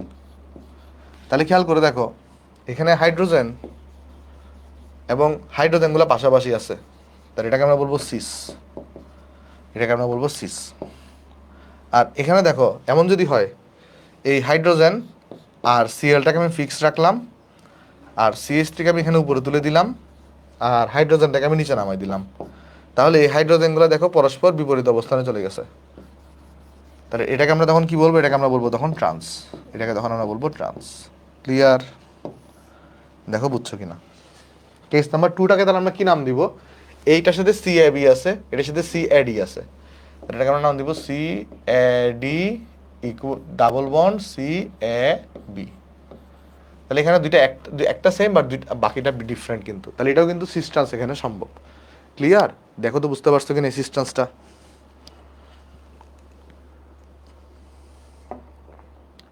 নাম কেন দিতে হবে? হ্যাঁ অবশ্যই, কারণ সিস্টেন্স তুমি যদি উল্লেখ না করো তাহলে তো হবে না। আচ্ছা, এবার আসো কেস নাম্বার 3 দেখাই। এবার আসো কেস নাম্বার 3 দেখাই। কেস নাম্বার 3টা সবচেয়ে ইন্টারেস্টিং এবং পরীক্ষা সবচেয়ে বেশি আসে এডমিশনে। আসো এবার আমরা দেখাই কেস নাম্বার 3। কেস নাম্বার 03, একটু এক্সেপশনাল কেস, এটা একটু ভালো করে পড়বা। এটা কেমন, এটা কীরকম হবে আমি দেখাচ্ছি তোমাকে। দেখো ধরো এখানে একটা কার্বন দিছো, এখানে একটা কার্বন দিছো, এদের মধ্যে এখানে ডাবল বন্ড আছে, এখানে ডাবল বন্ড আছে এদের মধ্যে। ক্লিয়ার? এদের মধ্যে ধরো ডাবল বন্ড আছে। ওকে, তারপরে এখানে ধরো তুমি আরো 2টা করে হাত দিয়ে দাও, এখানে ধরো 2টা হাত দিয়ে দাও, এখানে একটা হাত, এখানে একটা হাত। আমি এই স্ট্রাকচারটাকে একটু কপি করে রাখি 4টা। ওকে, সো এখানে একটা আনতেছি আমরা, ঠিক আছে, তারপর এখানে একটা নামাই দিচ্ছি আমরা, তারপর এখানে একটা নিয়ে আসতেছি। Okay good. আচ্ছা এবার দেখো, ধরো এমন যদি হয়, এখানে ধরো এ আছে, এখানে ধরো বি আছে, এখানে ধরো ডি আছে, এখানে ধরো ই আছে। এবার খেয়াল করে দেখো, কোনো পাশাপাশি কিন্তু সেম কেউ নাই, সব জায়গায় কিন্তু ডিফারেন্ট, সব জায়গায় কিন্তু ডিফারেন্ট। বা এখানে কি সিস্টেন্স পসিবল? এখানেও সিস্টেন্স পসিবল, এখানেও সিস্টেন্স পসিবল। কোন ক্ষেত্রে সিস্টেন্স পসিবল না সেটা আমি দেখাই দিব। খেয়াল করে এই ক্ষেত্রে কি হিসাব করতে হয়, এই ক্ষেত্রে হিসাব করতে হয় যে তোমার দেখতে হয় এই দুইটার মধ্যে কার আণবিক বা পারমাণবিক ভর বেশি। কি করতে হয়? চেক করতে হয় এই দুইটার মধ্যে কার আণবিক বা পারমাণবিক ভর বেশি। তাহলে ধরো এই এর পারমাণবিক ভরটা ধরো বি থেকে বড়, তখন আমরা এটাকে বলবো হাই, এটাকে বলবো হাই, বি কে বলবো লো। তাহলে আমি কি করলাম? এ আর বি এর মধ্যে আমি পারমাণবিক ভর বা আণবিক ভর দিয়ে কম্পেয়ার করব। যার আণবিক ভর বা পারমাণবিক ভর বেশি হবে তাকে আমরা বলবো হাই, যারটা লো হবে তাকে আমরা বলবো লো। আর অনুরূপভাবে ডি এবং ই এরও আমরা কি বের করবো বলতো? পারমাণবিক ভরের কম্পেয়ার করব। তো ধরা যাক ডি এর পারমাণবিক ভরটা ই থেকে বড়, তাহলে এটাকে লিখবো হাই, এটাকে লিখবো হচ্ছে লো। তাহলে এই দুইটার মধ্যে কম্পেয়ার হবে আর এই দুইটার মধ্যে কম্পেয়ার হবে। এখন দুইটা হাই যদি পাশাপাশি থাকে আর দুইটা লো যদি পাশাপাশি থাকে, এই সমানুকে আমরা বলি সিস। এই সমানুকে আমরা কি বলে থাকি? সিস বলে থাকি। ভাই এক্সাম্পল দিব, টেনশন নিও না, তখন একদম ক্লিয়ার হয়ে যাবে। জাস্ট আপাতত একটু দেখে রাখো জিনিসটা, ঠিক আছে? আপাতত জাস্ট একটু তুমি দেখে রাখো, তাইলেই হবে। ওকে, আচ্ছা, এরপরে চলো তোমাকে আমি আরেকটা এক্সাম্পল দিই। ধরো এখানে তাহলে কি হবে? চান্সটা কীরকম হবে তাহলে? এই যে ডি আর ই কে ধরো তুমি ফিক্সড রাখো, এই এ আর বি এর অবস্থানটাকে চেঞ্জ করে দাও। তাহলে কি হইলো? ডি তো তোমার হাই কার তুলনায়? ই এর তুলনায়। তাহলে ই তোমার হচ্ছে লো, ডি আর ই এর মধ্যে ডি হচ্ছে তোমার হাই, মানে ডি এর এখানে পারমাণবিক ভর বেশি। আর এটা এখানে হাই ছিল, এটা কিন্তু হাই ছিল কার তুলনায়? বি এর তুলনায়। বিটা ছিল হচ্ছে লো। তো দুইটা হাই আর দুইটা লো দেখো ক্রস বরাবর আছে, তাহলে এটাকে আমরা বলবো ট্রান্স সমাণু। ভাই কিছুই বুঝতেছি না, একটা এক্সাম্পল দেন তাহলে ক্লিয়ার হবে। চলে একটা এক্সাম্পল দিই, তাহলে ক্লিয়ার করি আসো। এক্সাম্পল দিয়ে ধরো ক্লিয়ার করি আসো। ধরো আমি বললাম এখানে আছে ধরো ব্রোমিন, এখানে ধরো তোমার আছে হচ্ছে আয়োডিন, আর এই জায়গায় তোমার কাছে আছে ফ্লোরিন, এই জায়গায় আছে তোমার কাছে এখানে ক্লোরিন। এবার বলতে পারবা এটা কি সিস হবে না ট্রান্স হবে? এই স্ট্রাকচার যেটা আঁকলাম সেটা কি সিস হবে নাকি ট্রান্স হবে? একজন বলতেছো সিস, হোসাইন বলতেছো সিস, ওয়াজিহা বলতেছো ট্রান্স। খেয়াল করো কীভাবে হিসাব করতে হয় বলো তো? এই দুটার মধ্যে কম্পেয়ার করব। তো আমাকে বলো ব্রোমিন আর আয়োডিনের মধ্যে কোনটার পারমাণবিক ভর বেশি? কোনটার পারমাণবিক ভর বেশি? যে নিচে থাকবে, যে নিচে থাকবে তার পারমাণবিক ভর বেশি। দেখো ওই সিরিজ অনুযায়ী কী হয়? Fluorine, chlorine, bromine, iodine. Iodine থাকে নিচে, তাহলে আয়োডিনের পারমাণবিক ভর বেশি, তাহলে আয়োডিনকে তুমি লিখে দিবা হাই, বা পাশে এখানে ছোটো হাতের এইচও লিখতে পারো। তাহলে এটার তুলনায় এটা কিন্তু লো হবে। দেখো এদের সাথে কিন্তু এটার কম্পেয়ার হবে না, কম্পেয়ার হবে এরকম উপরে নিচে, কম্পেয়ার হবে উপরে নিচে, কম্পেয়ার হবে উপরে নিচে, বুঝছো? কম্পেয়ার কিন্তু এই এফ এর কম্পেয়ার কিন্তু বি আর এর সাথে হবে না, ভালো করে লক্ষ্য রাখো। এফ এর কম্পেয়ার কিন্তু বি আর এর সাথে হবে না, কম্পেয়ার হবে উপরে নিচে। এফ এর কম্পেয়ার হবে সিএল এর সাথে। আচ্ছা এফ আর সিএল এর মধ্যে, এফ আর সিএল এর মধ্যে কে বড় কে ছোট, মানে কোনটা হাই কোনটা লো? তুমি বলবা ভাই এফ হচ্ছে উপরে থাকে, এফ হচ্ছে লো হবে আর এটা হচ্ছে হাই হবে। অবভিয়াসলি তার এটা হচ্ছে সিস সমানু, এটা হচ্ছে সিস সমানু। কেন সিস সমানু? কারণ খেয়াল করে দেখো লোগুলা পাশাপাশি, হাইগুলা পাশাপাশি। হাইকে যে উপরেই থাকতে হবে তা কিন্তু কোনো কথা না, জাস্ট পাশাপাশি হইলেই হবে। লোগুলা পাশাপাশি, হাইগুলা পাশাপাশি, তাহলে এটা হবে সিস সমানু, বুঝছো? দেখো জিনিসটা বুঝতে পারছো কিনা? এটা যে সিস হবে সেটা বুঝতে পারছো? রহিম, এটা ট্রান্স হবে না, এটা সিস হবে। দেখো যারা ফেসবুকে দেখতেছো তারাও একটু জানেও। গুড। তাহলে এখন এটা ট্রান্সটা কীরকম হবে? তো তুমি যে কোনো একজনকে ফিক্সড রাখো, এক পাশকে ফিক্সড রাখো, ফ্লোরিন আর ক্লোরিনকে ফিক্সড রাখো, তুমি এটাকে ইন্টারচেঞ্জ করে দাও, আয়োডিনকে এখানে আনো, বিআরটাকে এখানে নাও। তাহলে দেখো এটা তোমার হচ্ছে লো, এটা হচ্ছে তোমার লো, আর এটা হচ্ছে তোমার কাছে এখানে লো, এটাও লো, আর এটা হচ্ছে তোমার হাই ছিল। দেখো এখন এটা ক্রস আকারে আছে, আর এটাও তোমার কাছে এখানে হাই। ক্লিয়ার? তাহলে এখানে দেখো এটা কিন্তু এখন ট্রান্স সমানো। আশা করি সবাই জিনিসটা আমরা বুঝতে পারছি। তাহলে সিস আর ট্রান্স, তাহলে এটা তিনটা কেস হতে পারে। তাহলে এই কেসটা কীরকম? এটা হচ্ছে C A B equal C DE, সব ডিফারেন্ট। সব ডিফারেন্ট হলেও কী হতে পারে তোমার কাছে এখানে? আমাদের এই যে তোমার সিস্টেন্স দেখাতে পারে।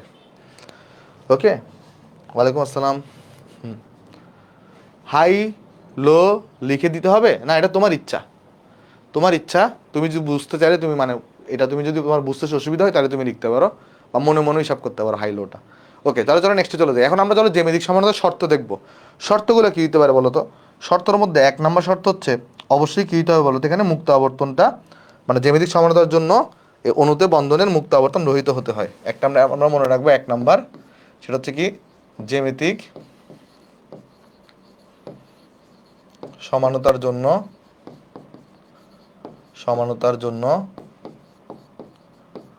অণুতে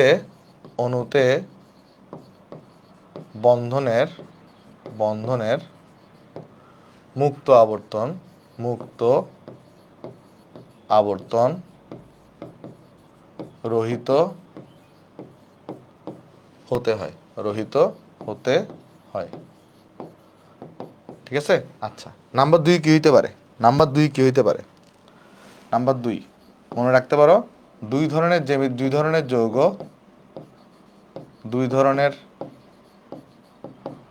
যৌগ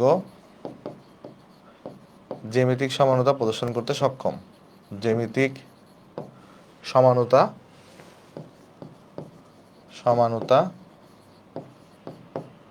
প্রদর্শন করতে সক্ষম।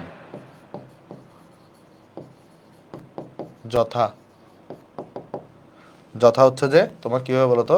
নাম্বার 1 হবে অ্যালকিন, এই যে নাম্বার 1 হবে এই যে অ্যালকিন, কেমন? আচ্ছা, যেটা হচ্ছে একটা দ্বিবন্ধনযুক্ত যৌগ, যেটা হচ্ছে কি যৌগ? দ্বিবন্ধন যুক্ত যৌগ। আর আরেকটা চয়েস হতে পারে তোমার অ্যালকেনের চাকরিক যৌগ। অ্যালকেনের চাকরিক যৌগ। আচ্ছা, গেল। 3 নাম্বার যেটা হইতে হবে সেটা হচ্ছে কি তোমার কোনো কারণে যদি মানে যেই কার্বনগুলোর মধ্যে মুক্ত আবর্তনটা রহিত হবে তার মধ্যে অবশ্যই ভিন্ন মূলক যুক্ত থাকতে হবে। কী হইতে হবে বলো তো? এখানে আমরা তাহলে পয়েন্টে লিখতে পারি 3 নাম্বার পয়েন্ট এরকম, যে কার্বন দ্বয়ে মুক্ত আবর্তন রহিত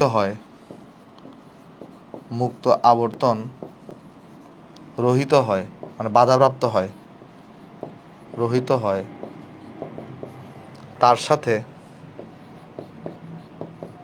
তার সাথে ভিন্ন মূলক যুক্ত থাকতে হবে।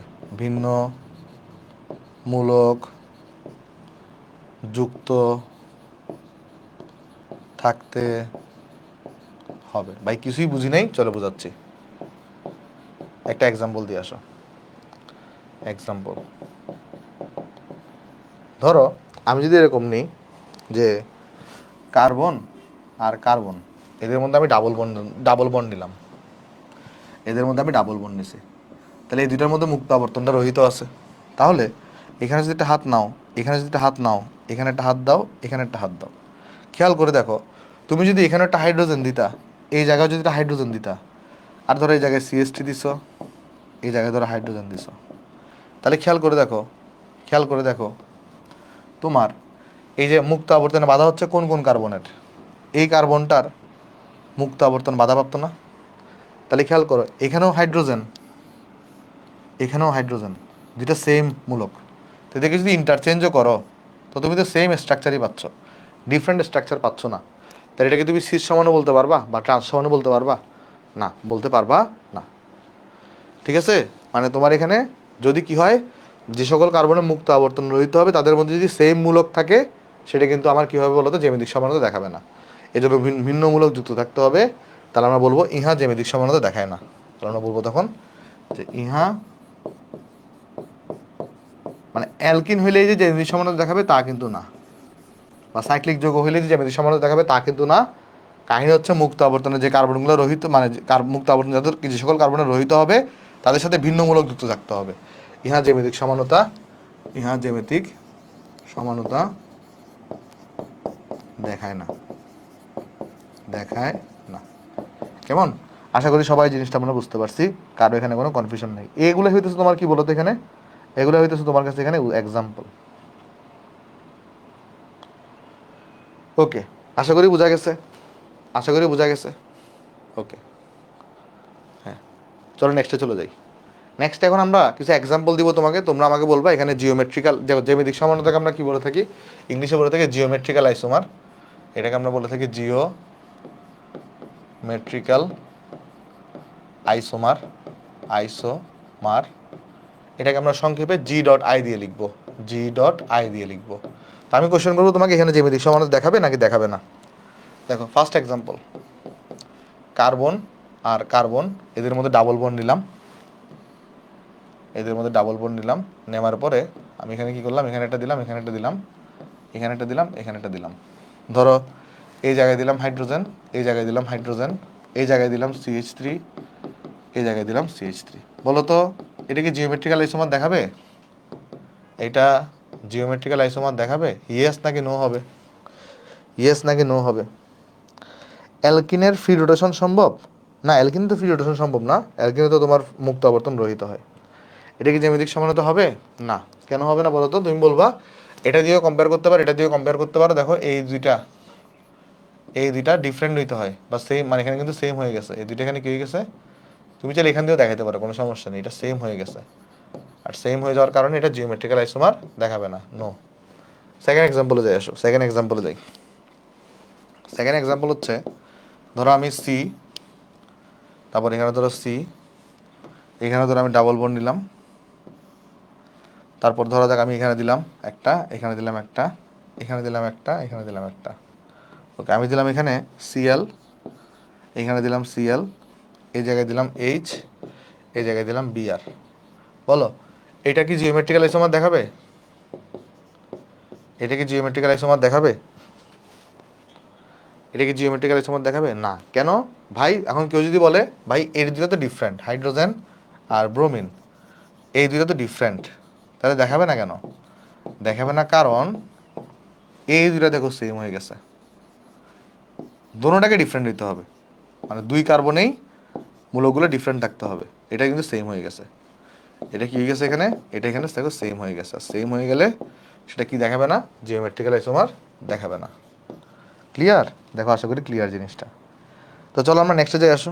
ধরো এরকম যদি হয়, আমি যদি তোমাকে কোশ্চেন করি এখানে, সাপোজ ধরো আমি যদি তোমাকে কোশ্চেন করি যে কার্বন আর এখানে আছে কার্বন, ডাবল বন্ড এখানে কার্বন আছে, তারপর আমি তোমাকে বললাম এই জায়গায় একটা আছে, এই জায়গায় একটা আছে, এই জায়গায় একটা আছে, এই জায়গায় একটা আছে। আমি বললাম এই জায়গায় আছে কি, এই জায়গায় আছে ফ্লোরিন, এই জায়গায় আছে ধরো ব্রোমিন। তাই বললাম এরপরে এই জায়গায় আছে CH2, CH3, আর এই জায়গায় আছে CH3। বলো এটা কি দেখাবে? এটা কি জ্যামিতিক সমানতা দেখাবে? আর দেখাইলো সেটা কি ধরনের সমানতা? বলো সিস নাকি ট্রান্স? যদি দেখায় তাহলে কি ধরনের সমানতা, সিস নাকি ট্রান্স?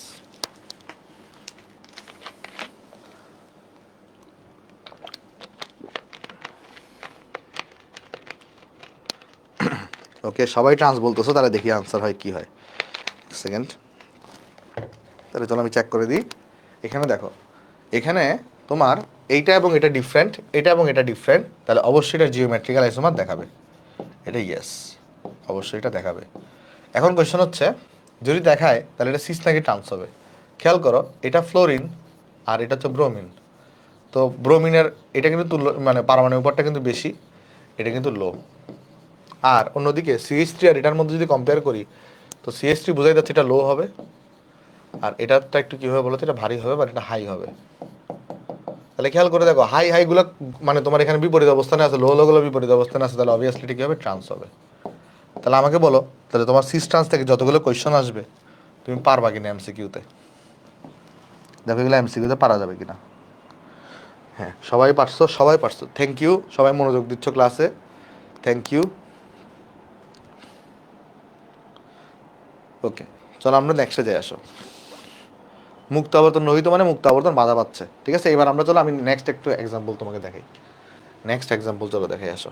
ধরো আমি তোমাকে একটা এক্সাম্পল দিচ্ছি হচ্ছে এরকম, যে তোমার আমি একটা যৌগ তোমাকে আঁকতেছি এখানে, কেমন একটা কাজ করি, আসো আমি এখানে একটা যৌগ তোমার কাছে এঁকে দিই। ওকে, দাঁড়াও, দেখি এক্সাম্পলগুলো এবার দেখি আমরা। চলো সাইক্লো যৌগগুলোর জন্য কীভাবে বের করতে হয় চলো আমরা দেখার চেষ্টা করি। আসো, ধর একটা যৌগ এইভাবে দেওয়া আছে,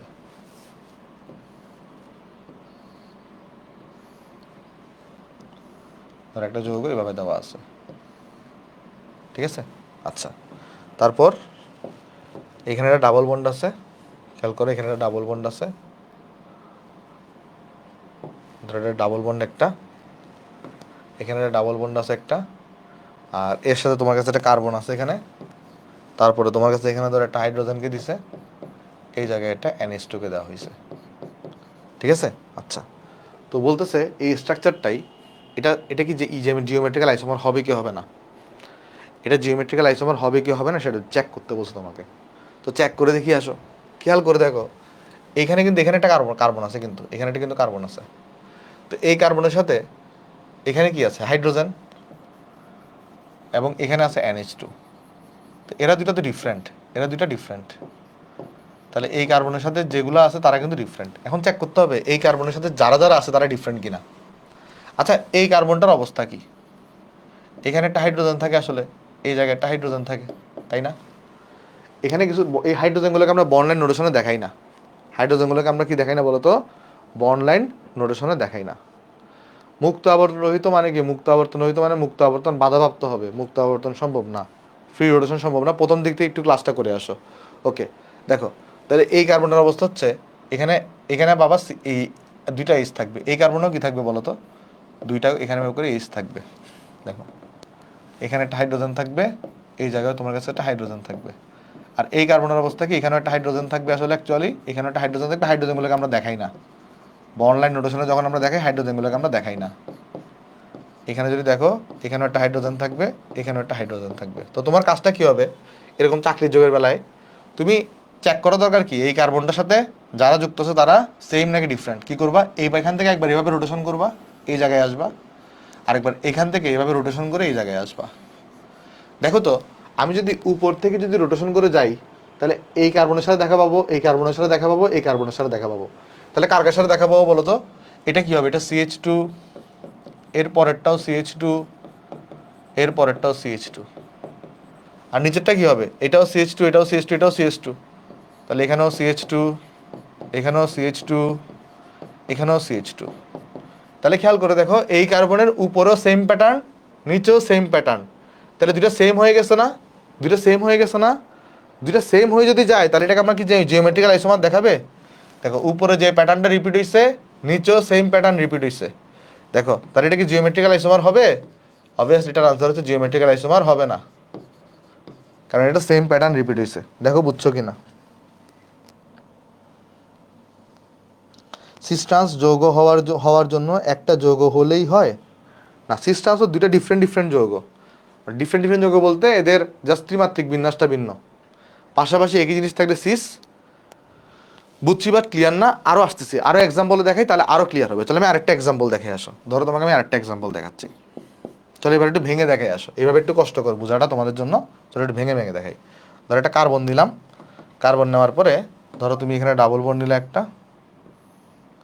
তারপর ধরো তুমি এখানে আরেকটা কার্বন নিছো, ঠিক আছে, এখানে একটা কার্বন নিছো, আর এই জায়গায় ধরো তোমার কাছে একটা হাইড্রোজেন আছে, এই জায়গায় ধরো একটা NH2 আছে। এবার দেখো তুমি অটোমেটিক্যালি পারবা। দেখো এবারে ধরো এখানে, এখানে একটা CH2 আছে, আর তারপর তোমার হচ্ছে এই জায়গায়, এই জায়গায় একটা CH আছে, তার সাথে এখানে একটা CH3 আছে, আর এরপরে এই জায়গায় তোমার কাছে একটা CH2 আছে, এই জায়গায় একটা CH2 আছে, এই জায়গায় একটা CH2 আছে, এই জায়গায় ব্যবহার করে যোগ বলছে। এটা সিস্টেন্স দেখাবে কিনা, এটা সিস্টেন্স দেখাবে কিনা, আর যদি সিস্টেন্স দেখায় মানে জিওমেট্রিক্যাল আইসোমার দেখাবে কিনা, যদি দেখায় তাহলে কোন ধরনের সমাণু। তখন তোমার আনসার হবে, তুমি বলবা যে ভাই এখানে দেখেন আপনি এইটা এবং এটা কিন্তু ডিফারেন্ট, এই দুইটা কিন্তু ডিফারেন্ট, তাহলে সিস্টেন্স দেখানোর চান্স আছে। আমাকে দেখতে হবে এই কার্বনটার সাথে কী ধরনের প্যাটার্ন রিপিট হচ্ছে। তাকে এইভাবে গিয়ে আমি এইভাবে করে এখানে আসবো, আর এখান মানে আমি অ্যাকচুয়ালি কীভাবে ঘুরবো দেখাচ্ছি আমি তোমাকে। দেখো অ্যাকচুয়ালি কীভাবে ঘুরবো, অ্যাকচুয়ালি আমি এখান থেকে এখানে ঘুরবো যাব, আবার এখান থেকে আমি এই জায়গায় যাব। তা আমি যদি এইখান থেকে যদি এই জায়গায় যাই, কোন কোন কার্বনের সাথে দেখা পাচ্ছি দেখো তো। প্রথমে দেখা পাচ্ছি CH2 এর সাথে, পরে দেখা পাচ্ছি CH, দেখো পরে দেখা পাচ্ছি কার সাথে, সিএইচ, তার সাথে আবার একটা সিএইচ থ্রি বের করা, এরপরে দেখা পাচ্ছি আবার সিএইচ টুর সাথে। বুঝছো কিনা দেখো, আমি যদি এখান থেকে যদি এইভাবে যাই, এখানে আসি, এই জায়গায় আসতে হবে, যে জায়গায় তারা মিলিত হবে, সাইক্লিক যোগে যে জায়গায় মিলিত হবে সেই জায়গায় আসতে হবে। তাহলে এখানে সিএইচ টু, এখানে সিএইচ, সিএইচ থ্রি, এখানে সিএইচ টু। আর এভাবে থেকে যদি আমি এখানে যাই, তাহলে কার সাথে দেখা পাচ্ছি? CH two, CH two, CH two. তাহলে দেখো এই জায়গায় হচ্ছে আমার এইটা, তাই না? এই জায়গায় হচ্ছে আমার এই জিনিসটা, এই জায়গায় হচ্ছে আমার এই জিনিসটা, এক সেকেন্ড, এই জিনিসটা, আর এদিকে হচ্ছে আমার নিচের প্যাটার্ন, আর নিচে হচ্ছে তোমার এই প্যাটার্নটা। তাহলে দুটো কি সেম প্যাটার্ন নাকি ডিফারেন্ট? সেম প্যাটার্ন নাকি ডিফারেন্ট? এটা সেম না তো, সেম কিভাবে হয়? দেখো এখানে CH two CH, CH three CH two, এখানে CH two CH two CH two. তাহলে এই দুটো ডিফারেন্ট, এই দুটো ডিফারেন্ট হলে কি দেখাবে? জিওমেট্রিক্যাল আইসোমার দেখাবে। তার আনসার হবে ইয়েস। দেখো বুঝছো কিনা। এবং এটা কোন ধরনের সমান হবে দেখো তো, এটা কি, এই দুটো, এটা কিন্তু কেস নাম্বার 3-এর মধ্যে পড়তেছে। তাহলে এটা হচ্ছে লো, এটা হচ্ছে হাই, এটা হবে লো, এটা হবে হাই, কারণ এখানে 4 কার্বন, এখানে 3 কার্বন। তাহলে হাই হাইগুলো আকারে আছে, তাহলে এটা হবে ট্রান্স। তাহলে দেখো এইবার দেখো যারা যারা বলতেছিলা যে ভাই একটু কনফিউশন ছিল বাট ক্লিয়ার না, এখন ক্লিয়ার কিনা দেখো, এখন ক্লিয়ার কিনা দেখো, এখন জিনিসটা ক্লিয়ার কিনা দেখো। ওকে, এবার আরো দুইটা এক্সাম্পল দিই, তাহলে আরো ক্লিয়ার হয়ে যাবে। বুঝছো? তারপর যত দুনিয়ার কঠিন আসুক তুমি পারবা। দুনিয়া কঠিন তো না, এগুলো যদি তুমি আগে থেকে করা না থাকে তাহলে কঠিন, বাট তোমার যদি আগে থেকে করা থাকে তাহলে একদম ইজি এগুলো। দেখো ধরো তোমাকে বলছে এভাবে একটা স্ট্রাকচার দিছে, আমি বন্ড লাইন দিয়ে তোমাকে দেখে আসো। ধরো তোমাকে একটা স্ট্রাকচার দেওয়া আছে এরকম, আচ্ছা আমি নর্মালি একে দেখে আসো। ধরো তোমাকে এখানে দেওয়া আছে কার্বন, আর এর সাথে একটা ডাবল বন্ড আছে, এখানে কার্বন, ডাবল বন্ড কার্বন আছে, কার্বন আছে, এই জায়গায় আছে হাইড্রোজেন, এই জায়গায় আছে NH3। আর ধরো এই জায়গায় তোমার কাছে আছে একটা সিএইচ, তার সাথে এখানে একটা CH3 আছে, আর এই জায়গায় তোমার কাছে একটা CH2 আছে। দেখো এই জায়গায় তোমার কাছে একটা CH2 আছে, এই জায়গায় তোমার কাছে একটা CH আর CH2 আছে, এই জায়গায় একটা CH আছে, এই জায়গায় একটা CH3 আছে, এই জায়গায় একটা CH2 আছে, এই জায়গায় এরকম আছে। ওকে, এরকম একটা জিনিসপত্র তোমার কাছে আছে এখানে। ওকে, তাহলে বলো এটা কি হবে? এটা কি সিস্টেন্স হবে কিনা, বা এটা জিওমেট্রিক্যাল আইসোমার হবে কিনা? এটা জিওমেট্রিক্যাল আইসোমার হবে? হবে না। Good, good. কেন বলো তো? কারণ তুমি বলবা যে ভাই এরা এবং এরা ডিফারেন্ট। বাট খেয়াল করেন আপনি, আপনি যদি এখান থেকে এখানে যান তাহলে সিকোয়েন্সটা কীরকম হচ্ছে? এখানে এখানে আমরা কি কি পাচ্ছি অ্যাট ফার্স্ট? মানে আমি যদি আমি আপারটাকে এখানে নিচেই চলি, কি আসো আপ, আপে যদি যাই তাহলে প্রথমে দেখা পাচ্ছি সিএইচ, CH3 এর, পরে দেখা পাচ্ছি CH2 এর, এরপরে দেখা পাচ্ছি কি বলতো এখানে, এরপরে দেখা পাচ্ছি হচ্ছে আমরা এখানে দেখো, এখানে আমরা দেখো এখানে দেখা পাচ্ছি কার সাথে, এরপরে দেখা পাচ্ছি CH2 এর। আর যদি আমি ডাউন থেকে যাই, যদি আমি কি করি ডাউন থেকে যদি রোটেশন করি, যদি আমি ডাউন থেকে রোটেশন করি, ডাউন থেকে, তাহলে কি দেখা পাচ্ছি দেখো কোন কোন সিকোয়েন্স দেখাচ্ছে। ফার্স্টে হচ্ছে এখানে CH2, ডাউন থেকে যদি যাই, তারপর হচ্ছে তোমার কাছে এখানে CH, তারপর হচ্ছে CH3, তারপর হচ্ছে CH2।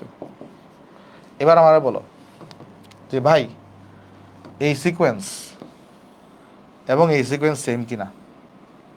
বলো তো এই সিকোয়েন্স এবং এই সিকোয়েন্স কি সেম? এই সিকোয়েন্স এবং এই সিকোয়েন্স কি সেম? বলো আগে সিকোয়েন্স সেম কিনা? না। তো সিকোয়েন্স যদি সেম না হয় তো সিকোয়েন্স তো ডিফারেন্ট, সিকোয়েন্স তো ডিফারেন্ট, এরা দুইটা ডিফারেন্ট। তো কোন আক করলে তুমি বলছো এটাও ডিফারেন্ট এটাও ডিফারেন্ট, তাহলে অবভিয়াসলি জিওমেট্রিক্যাল আইসোমার দেখাবে। ইয়েস। দেখো বুঝতে পারছো কিনা? আমি তোমাদেরকে একটু সঙ্গ দিছিলাম ফার্স্টে, যে তোমার ফার্স্ট টাইম বলছে, আমি বলছি যে হবে না, দেখি সবাই ভুল করে ফেলছে জিনিসটা। সিকোয়েন্স তো ভাই ডিফারেন্ট, তাই না? দেখো এখানে সিএইচ সিএইচ থ্রি, তারপর সিএইচ টু, তারপর সিএইচ টু, আর এখানে সিএইচ টু, তারপর CH CH three CH two. Sequence তো ডিফারেন্ট, এখানে সিকোয়েন্স তো এখানে ডিফারেন্ট, তাই না? তাহলে সিকোয়েন্স ডিফারেন্ট হওয়ার কারণে এখানে কিন্তু জিওমেট্রিক্যাল আইসোমার হবে। ওকে,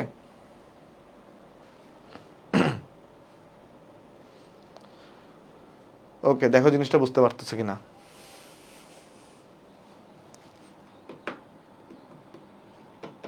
দেখো আমি আরো প্যাচ লাগাইছি তোমাকে। এটা এটা নাও।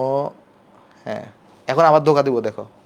আচ্ছা একটা জিনিস দেখো, ধরো সিকোয়েন্সটা ডিফারেন্ট হয়েছে, এখানে এটাকে কি তুমি সিস বলবা না ট্রান্স বলবা? খেয়াল করো, এটাকে কি তুমি সিস বলবা না ট্রান্স বলবা? কতটা লক্ষ্য করো তো, এটাকে তুমি কি সিস বলবা না ট্রান্স বলবা? দেখো জিনিসটা বুঝতেছো কিনা, এটাকে কি সিস বলা যাবে না ট্রান্স বলা যাবে? এটা কিরকম বলা যাবে, সিস আর ট্রান্স? কারণ এইখানে আণবিক ভর যা হবে, খেয়াল করো, এইখানে আণবিক ভর যা হবে এই জায়গায় তো আণবিক ভর তাই হচ্ছে, তাই না? তাহলে কিন্তু সিস ট্রান্স বলা যাচ্ছে না। তাহলে এটাও কিন্তু এটা ডিফারেন্ট হইলো এখানে জিওমেট্রিক্যাল আইসোমার হবে না, নো হবে।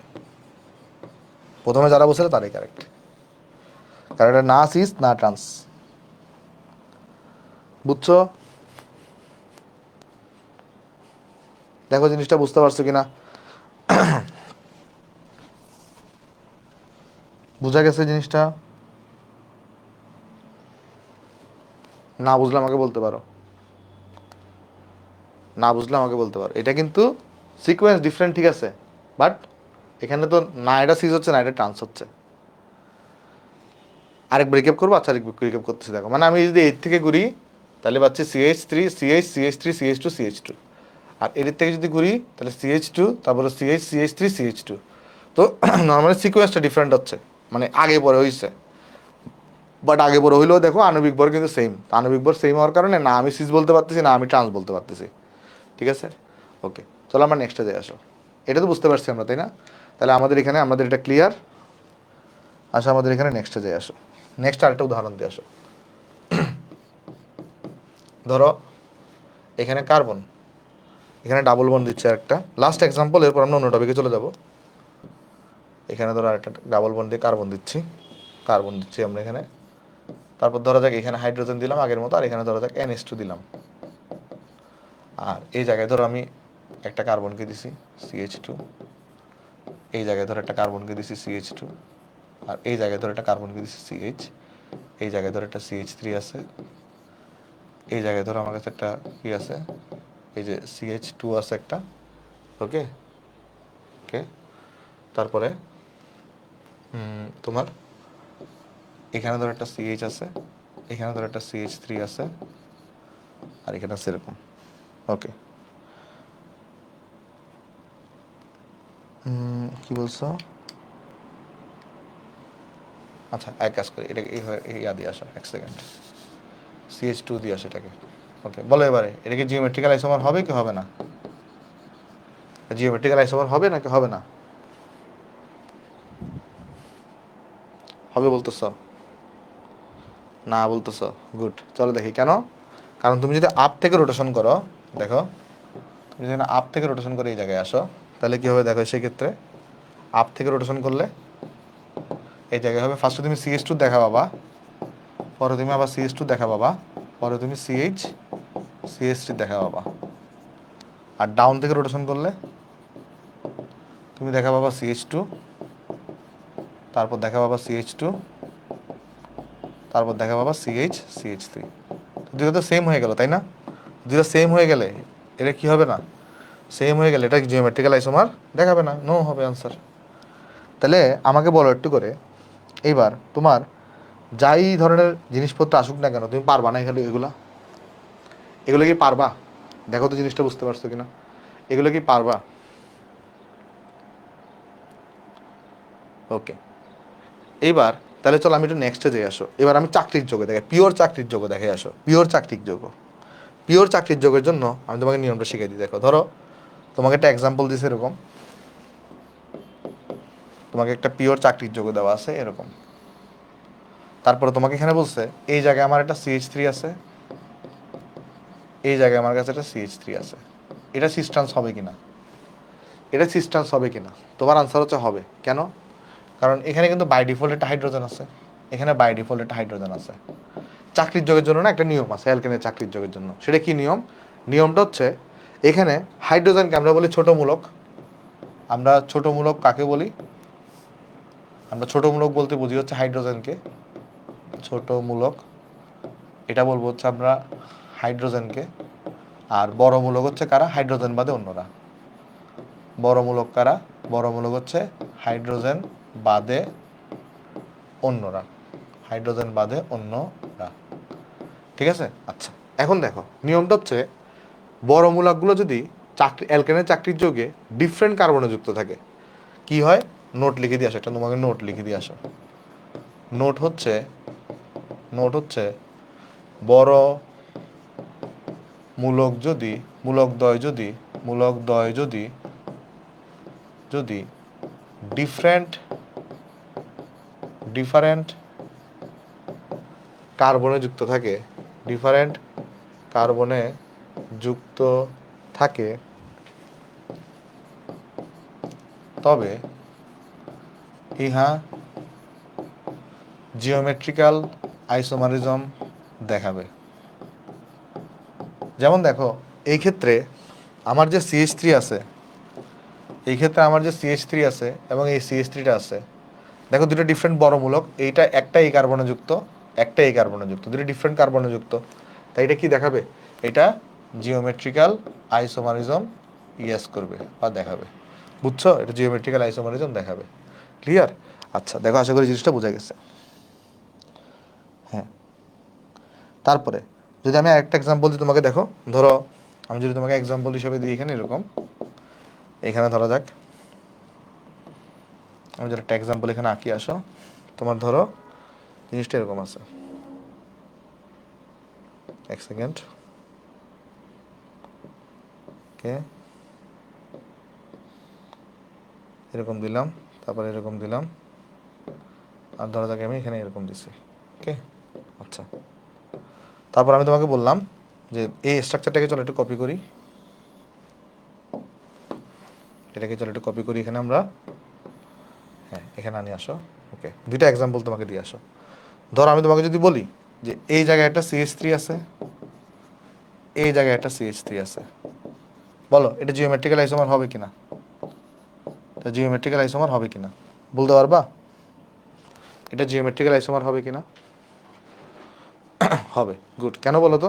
কারণ তোমার আনসার হচ্ছে তুমি বলবা যে ভাই এখানে দুইটা বড় কার্যকরী মূলক, দেখেন আপনি একটা এই কার্বনে যুক্ত, বড় কার্যকরী মূলক না বড় মূলক, একটা এই কার্বন, দুটো ডিফারেন্ট কার্বনে যুক্ত, তাহলে অবভিয়াসলি এটা জিওমেট্রিক্যাল আইসোমার হবে। ইয়েস। এবার দেখো এটা অনেকে একটা ভুল ধারণা ক্লিয়ার করে দিই। ধরো একটা CH3 এই জায়গায় আছে, একটা CH3 এই জায়গায় আছে, বলো এটা জিওমেট্রিক্যাল আইসোমার হবে কিনা? এটা জিওমেট্রিক্যাল আইসোমার হবে কিনা?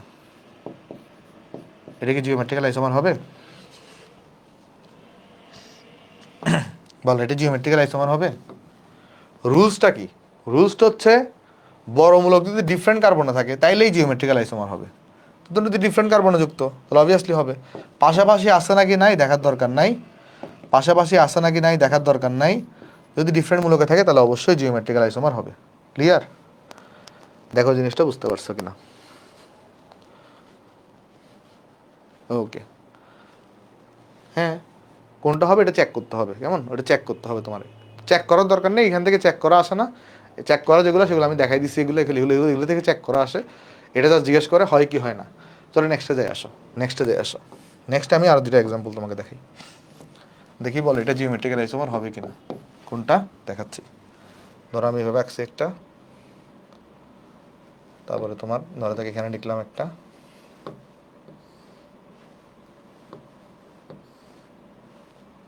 এখানে একটা আঁকছি,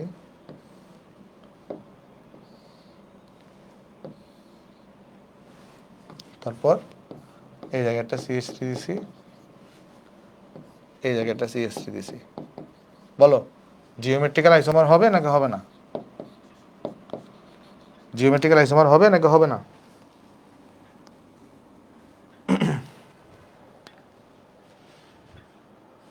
জিওমেট্রিক্যাল আইসোমার হবে নাকি হবে না?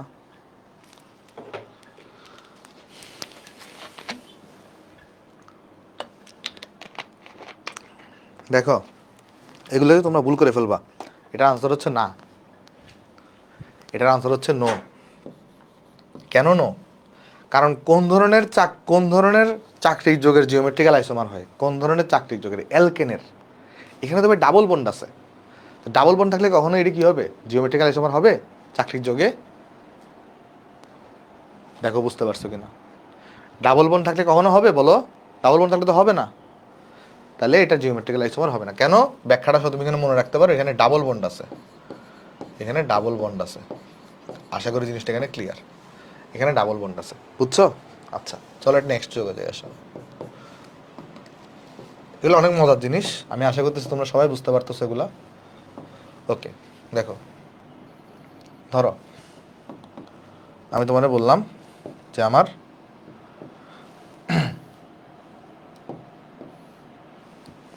দেখি বলো, এখানে ধরো CH3 দেওয়া, এখানে CH3 দেওয়া, এখানে CHO দেওয়া।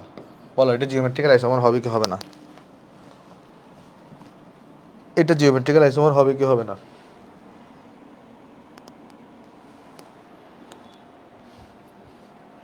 গুড। এটা হবে না কেন? কারণ দুইটা বড় মূলক সেম কার্বনে যুক্ত। তাহলে তোমার আনসার হবে এটা জিওমেট্রিক্যাল আইসোমার হবে না। শেষ, আমাদের জিওমেট্রিক্যাল আইসোমার কিন্তু পড়া শেষ। তাহলে যত ধরনের প্রবলেম আসতে পারে MCQতে আমি তোমাকে সব দেখাই দেওয়ার চেষ্টা করছি। দেখাটা জিনিস আমি বলি, পরীক্ষার জন্য এগুলো এই পৃষ্ঠাটা পরীক্ষার জন্য ইম্পর্টেন্ট না, কারণ এই এত কঠিন তোমাকে জীবনেও করবে না। তোমাকে সর্বোচ্চ কতটুকু করবে? সর্বোচ্চ হচ্ছে এগুলো জিজ্ঞেস করবে, সর্বোচ্চ তোমাকে এইগুলো জিজ্ঞেস করবে সর্বোচ্চ, বুঝছো? একদম ইজি যেগুলো জিজ্ঞেস করবে, কঠিন জিজ্ঞেস করবে না। আচ্ছা এখন তোমাকে বলবে কি জানো, যে কিছু সংকেত দেওয়া থাকবে, বলবে যে এদের সিস্টেন্সকে দেখাও। এদের কি বলো? এদেরকে সিস্টেন্সকে দেখাও। কি লিখছে ভাইয়া, আজকে কি আলোক শক্তি দেখাবেন? হ্যাঁ আলোক শক্তি একটু পরে দেখাচ্ছি। দেখো এদের সিস্টেন্স দেখাতে বলছে, তাহলে এদের সিস্টেন্সটা কীরকম হবে?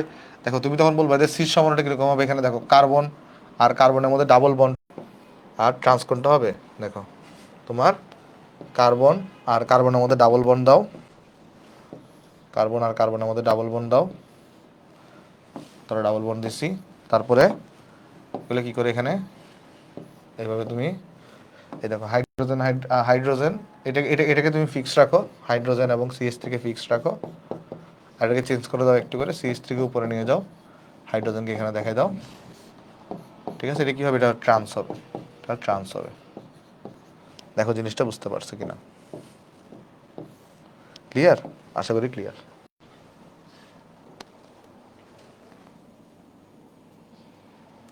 ক্লাস আটকাই গেছে?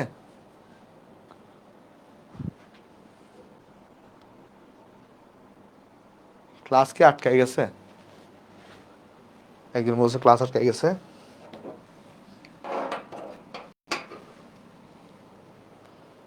আমি একটু চেক করে দেখি তো।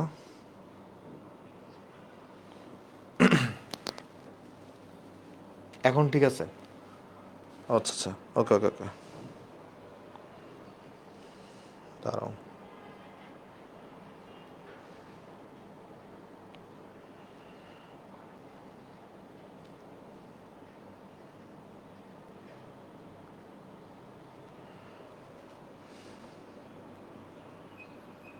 কি হইলো এখানে? যারা ফেসবুকে দেখতেছো ওরা কি আমার ক্লাস দেখতে পারতেছো ঠিক মতো? যারা ফেসবুকে দেখতেছো, হ্যাঁ হ্যাঁ হ্যাঁ, ওকে ওকে, আচ্ছা আচ্ছা ওকে। এই যে আগেরটা জাস্ট সিম্পল সিস্টেম থাকছি, আর কিছু না, কিচ্ছু না, সিস্টেম থাকছি। চলো নেক্সটে যাই। নেক্সট এটার এগুলো সিস্টেম দেখাতে বলছে, তাহলে এটা সিস্টেম কীরকম হবে? এটা কার্বন কার্বন ডাবল বন্ড দেখাবা, কার্বন আর কার্বনের মধ্যে ডাবল বন্ড দেখাই দিবা, কার্বন আর কার্বনের মধ্যে তুমি এখানে ডাবল বন্ড দেখাই দিবা। ডাবল বন্ড দেখানোর পরে এখানে একটা হাত দেখাই দিবা, এখানে একটা হাত, এখানে একটা হাত, এখানে একটা হাত। ওকে, তাহলে এখানে কী হবে তোমার? দেখো এই হাতের সাথে একটা, এই কার্বন কার্বন ডাবল বন্ডের সাথে দেখো এই পাশে একটা হাইড্রোজেন যুক্ত, এই পাশে একটা CH2, একটা CH3 যুক্ত, আর এখানে একটা হাইড্রোজেন যুক্ত, আর এর সাথে একটা CH3 যুক্ত। তাহলে দেখো হাইড্রোজেনগুলো পাশাপাশি আছে, তাহলে এটা হবে সিস সমাণু। এটা হবে সিস সমানু, ঠিক আছে, এটা হবে সিস সমানু। ওকে, আর ট্রান্সটা কীরকম হবে, এই যে কার্বন আর কার্বনের ডাবল বন্ড দেখাবা এখানে, কার্বন আর কার্বনের এখানে ডাবল বন্ড দেখাবা, তারপর এখানে 4টা হাত দেখাই দিবা, তারপরে তোমার কাছে এখানে হাইড্রোজেন আর CH3 কে ফিক্সড রাখবা, তারপর তুমি হচ্ছে এই হাইড্রোজেনটাকে এই পাশে নিয়ে যাবা, আর এখানে CH2 আর এখানে CH3 কে দেখাই দিবা। ক্লিয়ার? তাহলে দেখো এখানে হাইড্রোজেন হাইড্রোজেনগুলো ক্রস ক্রস অবস্থানে আছে, এটা হবে ট্রান্স, এটা হবে ট্রান্স। ওকে, আশা করি বোঝা গেছে সিস এবং ট্রান্সগুলো। চলো নেক্সটে যাই আসো। নেক্সটে টোক টু ক্লোরো, এগুলো তোমরা পারবা, আমি তোমাদের এগুলো বাড়ির কাজ দিয়ে দিচ্ছি, সিস আর ট্রান্স দেখানো, এগুলো তোমরা পারবা, এগুলো তোমাদের বাড়ির কাজ থাকবে। তারপর এটাও তোমরা পারবা, সিস আর ট্রান্স দেখাইতে হবে, বুঝছো? এগুলো তাহলে তোমরা বাসায় করে ফেলবা, সিস আর ট্রান্স দেখানোগুলো। এটাও পারবা, জাস্ট একটু দেখাই দিয়ে আসো। যেমন কার্বন আর কার্বনের মধ্যে ডাবল বন্ড দেখাবা, কার্বন আর কার্বনের মধ্যে ডাবল বন্ড দেখাবা। ওকে, দেখানোর পরে এই জায়গায় ধরো তুমি হাইড্রোজেন, আর এই জায়গায় COOH, আর এই জায়গায়ও COOH, এইভাবে দেখাইতে পারো, COOH, আর এই জায়গায় হাইড্রোজেন। তাহলে তুমি COH লিখতে পারো, কোনো সমস্যা নেই। তাহলে এটা হচ্ছে সিস, এটা হবে সিস, ঠিক আছে, এটা হবে সিস। আর ট্রান্সটা কীরকম হবে, এখানে এই কার্বন আর কার্বন এদের মধ্যে ডাবল বন্ডকে নাও, দেখো এদের মধ্যে ডাবল বন্ডকে নাও, কার্বন কার্বন ডাবল বন্ড নাও, এখানে একটা হাত বাইর করো, এখানে একটা হাত বাইর করো, এখানে একটা হাত বাইর করো, এখানে একটা হাত বাইর করো। তাহলে এটাকে ধরো তুমি ফিক্সড রাখো, হাইড্রোজেন আর COOH, চাইলে তুমি COH লিখতে পারো, উল্টা করে লিখতে পারো, সমস্যা নেই। COOH আর এখানে হাইড্রোজেন দেখাই দাও, তাহলে এই দেখো ক্রস আকারে আছে, তাহলে এটা হচ্ছে ট্রান্স। তাহলে এইভাবে করে সিস এবং ট্রান্স আমরা দেখাই দিব। ইজি জিনিস, তাই না? এগুলো কঠিন না, এগুলো একদম ইজি জিনিস। ওই স্যাড রিয়েক্ট দিচ্ছ কে? ক্লাস কি স্যাড রিয়েক্টের? ওকে দেখো, তাহলে এগুলা সিনামিক অ্যাসিডগুলো পারবা, কি করবা বলো, এখানে যে তোমার কার্বন আর কার্বন এদের মধ্যে ডাবল বন্ড দেখাবা।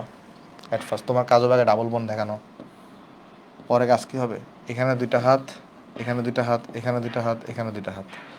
তারপরে দেখো এখানে আছে H, এখানে আছে COOH, এখানেও আছে একটা H, আর এখানে আছে C6H5।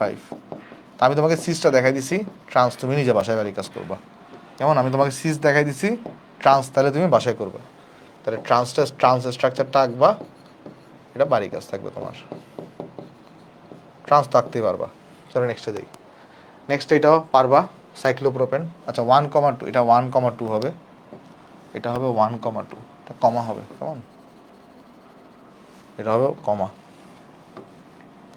1,2 dimethyl cyclopropane. আচ্ছা আমি করে দিই, এটা আসো, সাইক্লোপ্রোপেন মানে 3 কার্বনের, ঠিক আছে।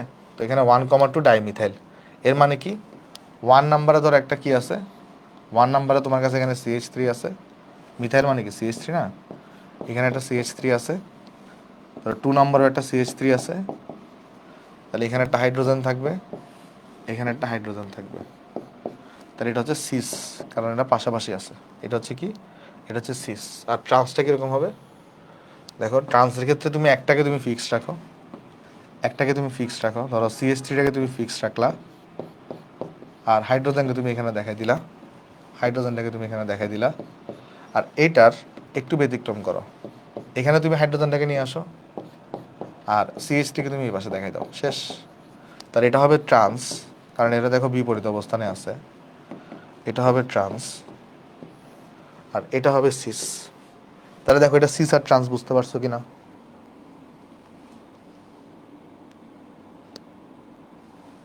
হ্যাঁ দেখো, এটা সিস আর ট্রান্সটা বুঝতে পারছো কিনা?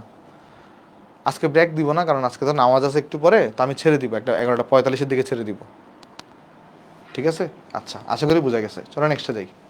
নেক্সট এগুলো তাহলে তোমরা বাসায় করে ফেলবা, এগুলো তোমাদের বাড়ির কাজ থাকবে, এগুলো তোমাদের বাড়ির কাজ থাকবে, বাসায় করবা, বুঝছো? আচ্ছা চলো একটা জিনিসের উপর দেখাই আসো। তাহলে আমরা একটা জিনিস তোমাকে দেখাই, সেটা হচ্ছে যে ম্যাগনেটিক মুভমেন্ট, এটাকে আমরা বলে থাকি ম্যাগনেটিক ম্যাগনেটিক মোমেন্ট। এটাকে আমরা মিউ দিয়ে প্রকাশ করি। এটাকে আমরা কি দিয়ে প্রকাশ করি? মিউ। এই ম্যাগনেটিক মোমেন্টের কাজ কি? পোলারিটি নির্ধারণ করা। এটার কাজ কি বলতো? কোন একটা যৌগ পোলার কিনা সেটা নির্ধারণ করা। পোলারিটি নির্ধারণ করে। পোলারিটি নির্ধারণ করে মানে কোন একটা যৌগ পোলার কিনা সেটা নির্ধারণ করে। বুঝছো? কোন একটা যৌগ পোলার কিনা সেটা নির্ধারণ করে। কে করে এটা? এটা করে ম্যাগনেটিক মোমেন্ট করে থাকে। ঠিক আছে? আচ্ছা, কি বলছো? হ্যাঁ, যাদের ক্লাস জমে গেছে তারা সাইড রেখ দিচ্ছে। আচ্ছা, ক্লাস জমাইও না, ক্লাস রেগুলারলি দেখে ফেলিও, তাহলে দেখো তোমার পড়া অনেকটা আগাই গেছে। কেমন? আচ্ছা, তো এবার আসলে আমি তোমাকে যেটা দেখাতে যাচ্ছি এখানে সেটা হচ্ছে কি, একটা একটা ওয়ার্ড আছে মিউ। মিউ কেন বলে থাকি? Magnetic moment. আর যেটাকে আমরা বলতেছি আসলে যে যেটা কি নির্ধারণ করে? পোলারিটি নির্ধারণ করে। এটা কীভাবে বের করে আমি তোমাকে একটু দেখাই। ধরো তুমি এখানে একটা প্লাস চার্জ রাখছো, ধরো যাক তুমি এখানে একটা প্লাস চার্জ রাখছো আর তুমি এখানে একটা মাইনাস চার্জ রাখছো। তাহলে এই প্লাস থেকে মাইনাসের দিকে হবে, এই প্লাস থেকে মাইনাসের দিকে হবে ম্যাগনেটিক মোমেন্টের ডিরেকশন। তাহলে এটা হচ্ছে আমাদের ম্যাগনেটিক মোমেন্টের ডিরেকশন। এখন তুমি প্রশ্ন করবা যে ভাই এই ম্যাগনেটিক মোমেন্টের সাথে সিস ট্রান্সের কী সম্পর্ক আছে? চলো দেখাচ্ছি, আসো। খেয়াল করে দেখো, আমি যদি একটা সিস যৌগকে নিই, ধরো কার্বন আর কার্বন, এখানে হচ্ছে আমি ডাবল বন্ডে দেখাচ্ছি, আসো। ডাবল বন্ডে দেখাচ্ছি, আসো। এটা ডাবল বন্ড। আর ধরো দেখ, এখানে একটা বন্ড আছে, এখানে একটা বন্ড আছে, এখানে একটা বন্ড আছে, এখানে একটা বন্ড আছে। আমি স্ট্রাকচারটাকে একটু এঁকে ইয়া করে রাখি, আসো। পাশে এঁকে রাখি, আসো। ঠিক আছে? আচ্ছা, এবার দেখো আমি একটা সিস নিয়ে বুঝাবো তোমাকে আগে। ধরো এখানে হাইড্রোজেন দিলাম, এখানে ধরো CH3 দিলাম, এখানে ধরো হাইড্রোজেন দিলাম, এখানে ধরো CH3কে দিলাম। ঠিক আছে? আচ্ছা, এবার আমাকে একটু বলো তো, কার্বন আর হাইড্রোজেনের মধ্যে কে অধিক তড়িৎ ঋণাত্মক? বলো তো, কার্বন আর হাইড্রোজেনের মধ্যে কে অধিক তড়িৎ ঋণাত্মক? কার্বন আর হাইড্রোজেনের মধ্যে কে অধিক তড়িৎ ঋণাত্মক? কার্বন। তাহলে কার্বন কি করবে? তার নিজের দিকে ইলেকট্রনগুলোকে টেনে আনবে না হাইড্রোজেন থেকে। তার মানে হাইড্রোজেন একটু পজিটিভ হয়ে যাবে আর কার্বন একটু নেগেটিভ হবে। তাহলে কার্বন আর হাইড্রোজেনের মধ্যে ম্যাগনেটিক মোমেন্টের ডিরেকশন কোন দিকে হবে বলো তো? কার্বন আর হাইড্রোজেনের মধ্যে ম্যাগনেটিক মোমেন্টের ডিরেকশন কীরকম হবে? যেহেতু কার্বন অধিক তড়িৎ ঋণাত্মক, তাহলে কার্বন ইলেকট্রনকে টান দিবে, কার্বনের চার্জ হবে নেগেটিভ, এটা চার্জ হবে পজিটিভ।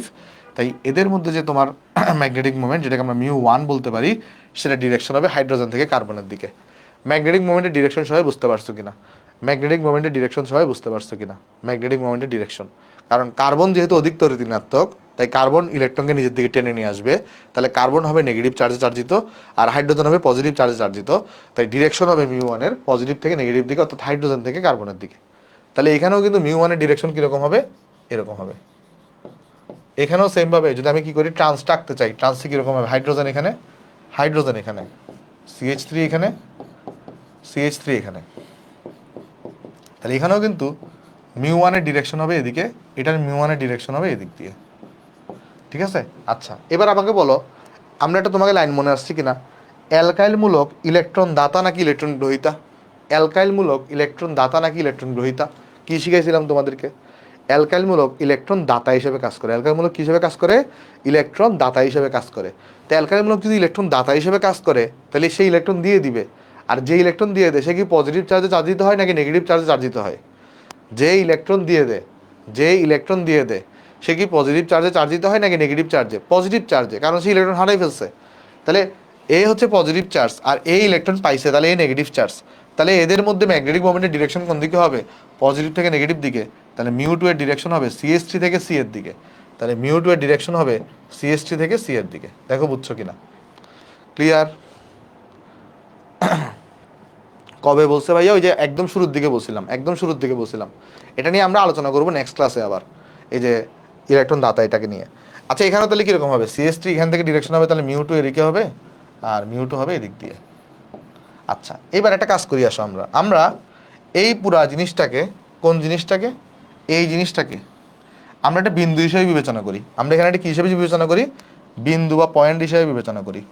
বিবেচনা করার পরে তুমি যদি লক্ষ্য করো, একটু করে খেয়াল করে দেখো তো, এই জায়গাটাতে, এই জায়গাটাতে আমি দুটো লাইন টানতেছি, এখানে এখানে একটা লাইন টানতেছি আমি এখানে।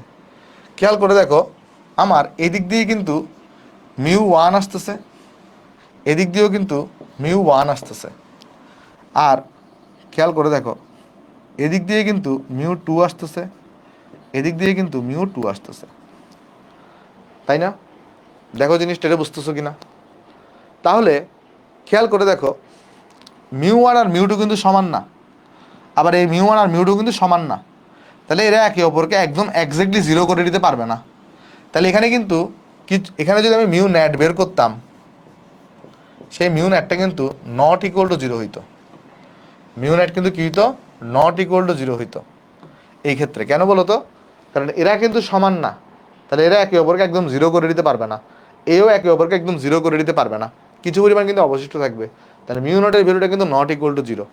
তাহলে মিউ ন্যাট এটার ধর্ম হচ্ছে কি, মিউ যদি ইকুয়াল টু জিরো হয় তাহলে এটাকে আমরা বলি অপোলার, কোনো ম্যাগনেটিক মোমেন্ট নাই। আর মিউ যদি নট ইকুয়াল টু জিরো হয় সেটাকে আমরা বলি পোলার, সেটাকে আমরা বলি কি? পোলার।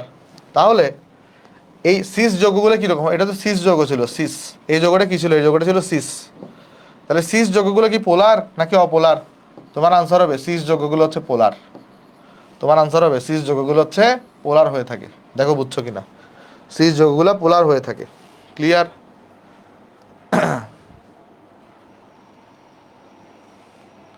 দেখো জিনিসটা বুঝতে পারছো কিনা? এবার আসো, এবার আসো, এটা দেখি আসো।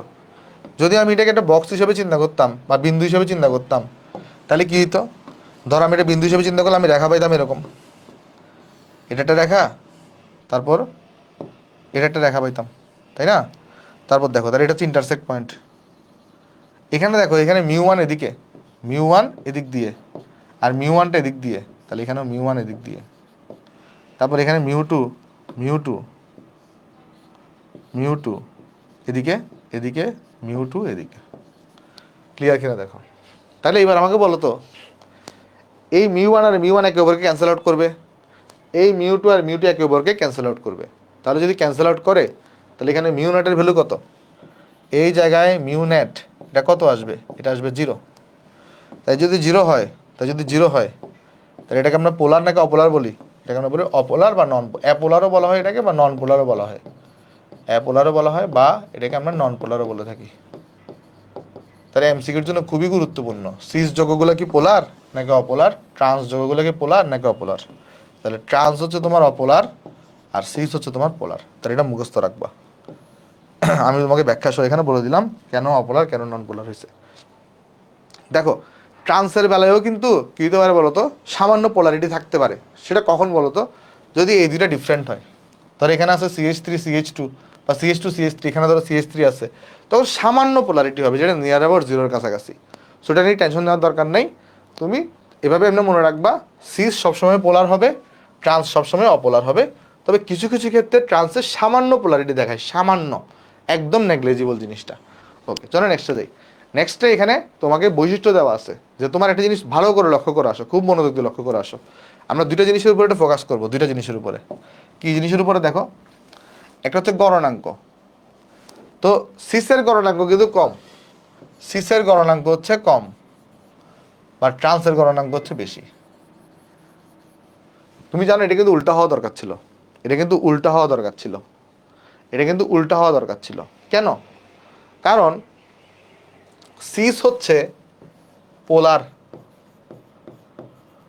আর ট্রান্স হচ্ছে অ্যাপোলার বা নন পোলার। তাহলে অপোলার যৌগে কিন্তু, অপোলার যৌগগুলো কি হয়? সমযোজী বেশি হয়। তাহলে সেই ক্ষেত্রে কিন্তু তোমার আমাদের গণনাঙ্ক কম হওয়া দরকার ছিল, তো সিসের গণনাঙ্ক কিন্তু বেশি হওয়া দরকার ছিল। বাট সিসের গণনাঙ্কে একটু পার্থক্য, মানে একটু একটু ঝামেলা আছে এই ক্ষেত্রে, সিসের গণনাঙ্কটা কম হয়। সিসের গণনাঙ্ক কী হয় বলো তো? কম হয়ে থাকে। একটু এটা ভালো করে মাথায় রাখবা, কেমন?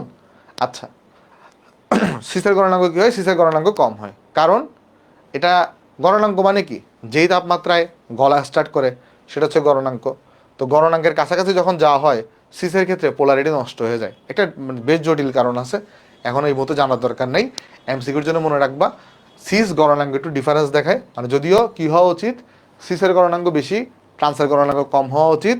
আর যেই ঘটনাটা ঘটে, সিসের গণনাঙ্ক কম হয়ে যায়, ট্রান্সের গণনাঙ্ক বেশি হয়। স্ফুটনাঙ্কে কিন্তু আর এই ধরনের কোনো পার্থক্য নাই। স্ফুটনাঙ্কের ক্ষেত্রে সিসের স্ফুটনাঙ্কটা বেশি থাকে, ট্রান্সের স্ফুটনাঙ্কটা কম থাকে। ক্লিয়ার? দেখো জিনিসটা বুঝতে পারছো কিনা? আবার আজকে আটকে গেছে ক্লাস, ওয়েব অ্যাপে তো দেখা যাচ্ছে ক্লাস, দেখা যাচ্ছে, দেখি একটু করে, ওয়েব অ্যাপে একটু দেখা যাচ্ছে ক্লাস ক্লিয়ার আছে, নেট ডিস্টার্ব করতেছে হয়তো। তাহলে সেই ক্ষেত্রে কিন্তু তোমার আমাদের গণনাঙ্ক কম হওয়া দরকার ছিল। হ্যাঁ, এখন এখন আবার আসছে ক্লাস।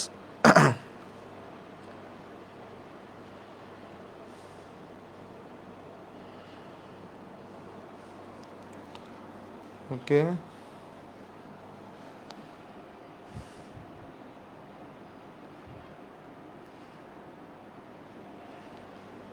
গণনাঙ্ক কম হয়ে যায়। হ্যাঁ না, এখন ঠিক আছে, এখন ঠিক আছে। ওকে, তাহলে এগুলো একটু করে তোমরা পড়ে নিও। এই যে দেখো আমি তোমাকে বলি কি পড়বা, এই দুটোতে সবসময় প্রশ্ন আসে। গণনাঙ্কের বেলায় সিসের গণনাঙ্ক কম, ট্রান্সের গণনাঙ্ক বেশি। স্ফুটনাঙ্কের বেলায় সিসের স্ফুটনাঙ্ক বেশি, ট্রান্সের কিন্তু স্ফুটনাঙ্ক কম। এই যে এরা যারা অভ্যন্তরীণ শক্তি, দহন তাপ, পানিতে দ্রাব্যতা, ডাইপোল মোমেন্ট, এগুলো কিন্তু সবগুলো সিসের বেশি হবে। কেন? কারণ ডাইপোল মোমেন্ট মানে কি, এটার মধ্যে পোলারিটি আছে, তাই আবার পোলারিটি থাকলে দ্রাব্যতাও বেশি হবে, তাই না? আর অ্যাসিড অ্যানাইড্রাইড গঠন এটা করে, এটা করে না। এগুলো এখন দরকার নেই, জাস্ট একটু একবার রিডিং দিয়ে যাবা। এগুলো থেকে নর্মালি এমসিকিউ আসে, একটা বার তোমরা রিডিং দিও, তাইলেই হবে। কেমন? আচ্ছা, আশা করি বুঝতে পারছি। চলো নেক্সটে চলে যাই। নেক্সটে আমাদের একটা, আমরা আজকে আলোক সামান্য শুরু করবো না, তবে আলোক সামান্য নিয়ে দু একটা কথাবার্তা আছে যেগুলো বেসিক কথাবার্তা। চলো আমি এগুলো পড়াই দিই। প্রথম কথা হচ্ছে কি, পোলারাইজার বা অ্যানালাইজার ফিল্টার। কেমন? পোলারাইজার বা অ্যানালাইজার ফিল্টার। আচ্ছা, ক্লাস আটকে যাচ্ছে ওয়েব অ্যাপে। আচ্ছা আমাকে বলো তো একটু করে, ওয়েব অ্যাপে কি ক্লাস ক্লিয়ার মতো শোনা যাচ্ছে? ওয়েব অ্যাপে আর 5 মিনিট, শুধু আর 5 মিনিট। হ্যাঁ, তো ফেসবুকে কোনো একটা কারণে প্রবলেম করতেছে, ফেসবুকে কোনো একটা কারণে প্রবলেম করতেছে। তাহলে একটু যাদের প্রবলেম হচ্ছে একটু রিক্যাপ করে নিই, কারণ আমার তো সময় নেই বেশি। আমি তো তোমাকে, আচ্ছা আরেকবার রিক্যাপ করে দিই। আমি বললাম যেটা গণনাঙ্কের বেলায় সিসের বেশি হওয়া দরকার ছিল, কারণ সিস পোলার, আর একটু ব্যতিক্রম দেখায় সিসটা, তাই সিসের গণনাঙ্ক কম হয়ে থাকে, ট্রান্সের গণনাঙ্ক বেশি হয়ে থাকে। আর স্ফুটনাঙ্কের বেলায় সিসের স্ফুটনাঙ্ক বেশি হবে, ট্রান্সের স্ফুটনাঙ্ক কম হবে। জাস্ট একটু এটা মনে রাখবা, কেমন? আর এগুলো একটু দেখিও যে গণনাঙ্ক সুস্থিতি এর কম এর বেশি, এগুলো সবগুলো হচ্ছে সিসের বেশি এটার কম। আর অ্যাসিড হাইড্রাইডের ক্ষেত্রে এটা করে এটা করে না, কেমন? একটু জাস্ট দেখে যাও তোমরা। ওকে, তাহলে আসলে আমরা এখন দেখার চেষ্টা করি যে আলোক সমানুতা আজকে আমরা পড়বো না, বাট দু একটা টার্ম আছে, এগুলো আমরা পড়ে রাখি। পোলারাইজার বা অ্যানালাইজার বা পোলারাইজিং ফিল্টার, এই জিনিসটা কি? এই জিনিসটা হচ্ছে, আমি তোমাকে দেখাই একটু করে, এই জিনিসটা তোমাকে আমি দেখাই। ধরো তুমি এখানে একটা কিনেছো একটা, সবাই কি ছুটি যেতেছো? আচ্ছা আচ্ছা, ছুটি দিয়ে দিব, একটু ধৈর্য ধরো। দেখো, ধরো এখানে আমি একটা দরজা নিছি, ধরো দরজাটাকে আমি বড় রাখলাম। তাহলে এই দরজার মধ্যে কয়জন প্রবেশ করতে পারবে? ধরো আমার সাইজের, এখানে 1, 2, তারপরে ধরো 3, তারপর ধরো 4। এট এ টাইম এখানে 4জন প্রবেশ করতে পারতেছে। এখন আমি যদি দরজাটাকে একটু ছোট করে দিতাম, তাহলে যেটা হয়তো 4জন ধরে প্রবেশ করতে পারতো না, তখন দেখা যেত এখানে ধরো 2জন প্রবেশ করতে পারতেছে। এট এ টাইম এখানে ধরো 2জন প্রবেশ করতে পারতেছে। দরজাকে যদি আমি আরও ছোট করে দিতাম, তাহলে তখন দেখা যাবে এখানে শুধুমাত্র 1জন প্রবেশ করতে পারবে। তো এই একজন প্রবেশের যে ঘটনাটা, এটাই হচ্ছে অ্যানালাইজার ফিল্টার বা পোলারাইজার। পোলারাইজারে কি হয়, যে ধরো তুমি এখানে একটা আলোক উৎস নিছো, ধরো তুমি এখানে একটা আলোক উৎস নিছো, তাহলে এখান থেকে আলো নির্গত হচ্ছে, চারপাশে কিন্তু বিভিন্ন কম্পমান আলো থাকবে, বিভিন্ন তলে কম্পিত হচ্ছে আলো, চারদিকে ছড়াই পড়তেছে আলোগুলা, আলোগুলো কিন্তু দেখো চারদিকে কিন্তু ছড়াই পড়তেছে, বিভিন্ন তলে তারা কম্পিত হচ্ছে, আলোগুলো বিভিন্ন তলে তারা কম্পিত হচ্ছে, ঠিক আছে? আচ্ছা, এখন আমি যদি কোনো কারণে এখানে একটা অ্যানালাইজার বা পোলারাইজার ফিল্টারকে রাখি, এটা কি করে, এটার মধ্যে যদি অসংখ্য আলো গেলেও সে শুধুমাত্র একটা আলোকে পাস হইতে দিবে। এটার কাজটা কি? এই যে দেখো, ভালো করে লক্ষ্য করো, পোলারাইজারের কাজটা কি? পোলারাইজারের কাজ হচ্ছে যে তোমার এখানে সে কি করবে, এই দেখো এই আলোগুলোকে আমরা কি বলবো, এগুলোকে আমরা বলবো তল অসমবর্তিত আলো। এই আলোগুলোকে আমরা বলবো তল অসমবর্তিত আলো। কেন? কারণ এই আলোগুলা এক এক তলে কম্পিত হচ্ছিল, বিভিন্ন তলে কম্পিত হচ্ছিল। বাট অ্যানালাইজার কি করে, একটা আলোকে অ্যালাউ করে, এবং এই আলোটা একটা পার্টিকুলার তল বরাবর যায়, তাই এই আলোটাকে বলা হবে তল সমবর্তিত আলো। তাই এই আলোটাকে কি বলা হবে? তল সমবর্তিত আলো, তল সমবর্তিত আলো বলা হবে। বুঝছো জিনিসটা? তল সমবর্তিত আলো জিনিসটা কি? আচ্ছা আজকে আর পড়াবো না, শুধু পোলারাইজার ফিল্টার পর্যন্তই পড়াবো। দেখো আমাকে বলো তো, পোলারাইজার ফিল্টার পর্যন্ত তোমরা বুঝতে পারছো কিনা? পোলারাইজার ফিল্টার পর্যন্ত তোমরা বুঝতে পারছো কিনা? পোলারাইজার ফিল্টার বুঝো নাই? দেখো আমি বলতেছিলাম পোলারাইজার ফিল্টার জিনিসটা কি, যে তোমার এখানে এখানে ধরো একটা আলোক উৎস রাখছো যেখান থেকে অসংখ্য আলো বিভিন্ন তলে কম্পিত হচ্ছিল, তাই এটাকে আমরা বলি তল অসমবর্তিত আলো। তল অসমবর্তিত আলো জিনিসটা কি? যে সকল আলো বিভিন্ন তলে কম্পিত হয় তাকে আমরা বলি তল তল অসমবর্তিত আলো। তো এটা হচ্ছে আমাদের পোলারাইজার ফিল্টার। এটা হচ্ছে আমাদের কি? Polariser polariser filter. এটার কাজটা কি? এটার কাজটা হচ্ছে সে শুধুমাত্র একটা আলোকে অ্যালাউ করবে, যে এখানে এমন একটা ছিদ্রপথ থাকবে যেখানে শুধু একটা আলো পাস করতে পারবে, এই লোকটার মতো একটা লোক শুধু পাস করতে পারতেছে। বুঝতে পারছো? একটা আলো পাস করতে পারতেছে। এটাকে আমরা কি বলতেছি, জন্য এটাকে আমরা বলতেছি তল সমবর্তিত আলো। তো এই যে একটা তল সমবর্তিত আলোটাকে আমাদের নেক্সট দিন কাজে লাগবে। এখন যা একটু করে শুধুমাত্র একটা আলো গ্রহণ প্রবেশ করবে, হ্যাঁ একটা আলো না, মানে একটা আলোক তরঙ্গ প্রবেশ করবে। কেমন? একটা আলোক তরঙ্গ প্রবেশ করবে। আচ্ছা আমাদের আলোগুলো তো তোমার অসংখ্য আলোক তরঙ্গ নিয়ে গঠিত। আচ্ছা ওকে, বুঝতে পারছি জিনিসটা? তল সমবর্তিত আলো মানে সেখানে তো অসংখ্য আলো আলো আলো আলো এখান থেকে বের হচ্ছে, শুধুমাত্র একটা আলোকে সে কিন্তু এখানে গ্রহণ করবে। ওকে, আশা করি ক্লিয়ার জিনিসটা। তাহলে আমাদের আজকে লেকচার এতটুকুই থাকবে। এখানে মানে ডেফিনেশনও দেওয়া আছে, হ্যাঁ। আচ্ছা সমস্যা নেই, আমরা আগামী দিন পড়বো আবার, সমস্যা নেই এখান থেকে। তাহলে আজকে লেকচার কেমন লাগছে তোমরা জানাতে পারো আমাকে। যদি ভালো লাগে লেকচারটা তাহলে রিয়েক্টেড দিতে পারো, তাহলে আমি বুঝবো তুমি লেকচার ভালো বুঝতে পারছো। কেমন? আচ্ছা হ্যাঁ, তাহলে সবাই ভালো থাকবেন। আসসালামু আলাইকুম, আবার দেখা হবে আগামী ক্লাসে।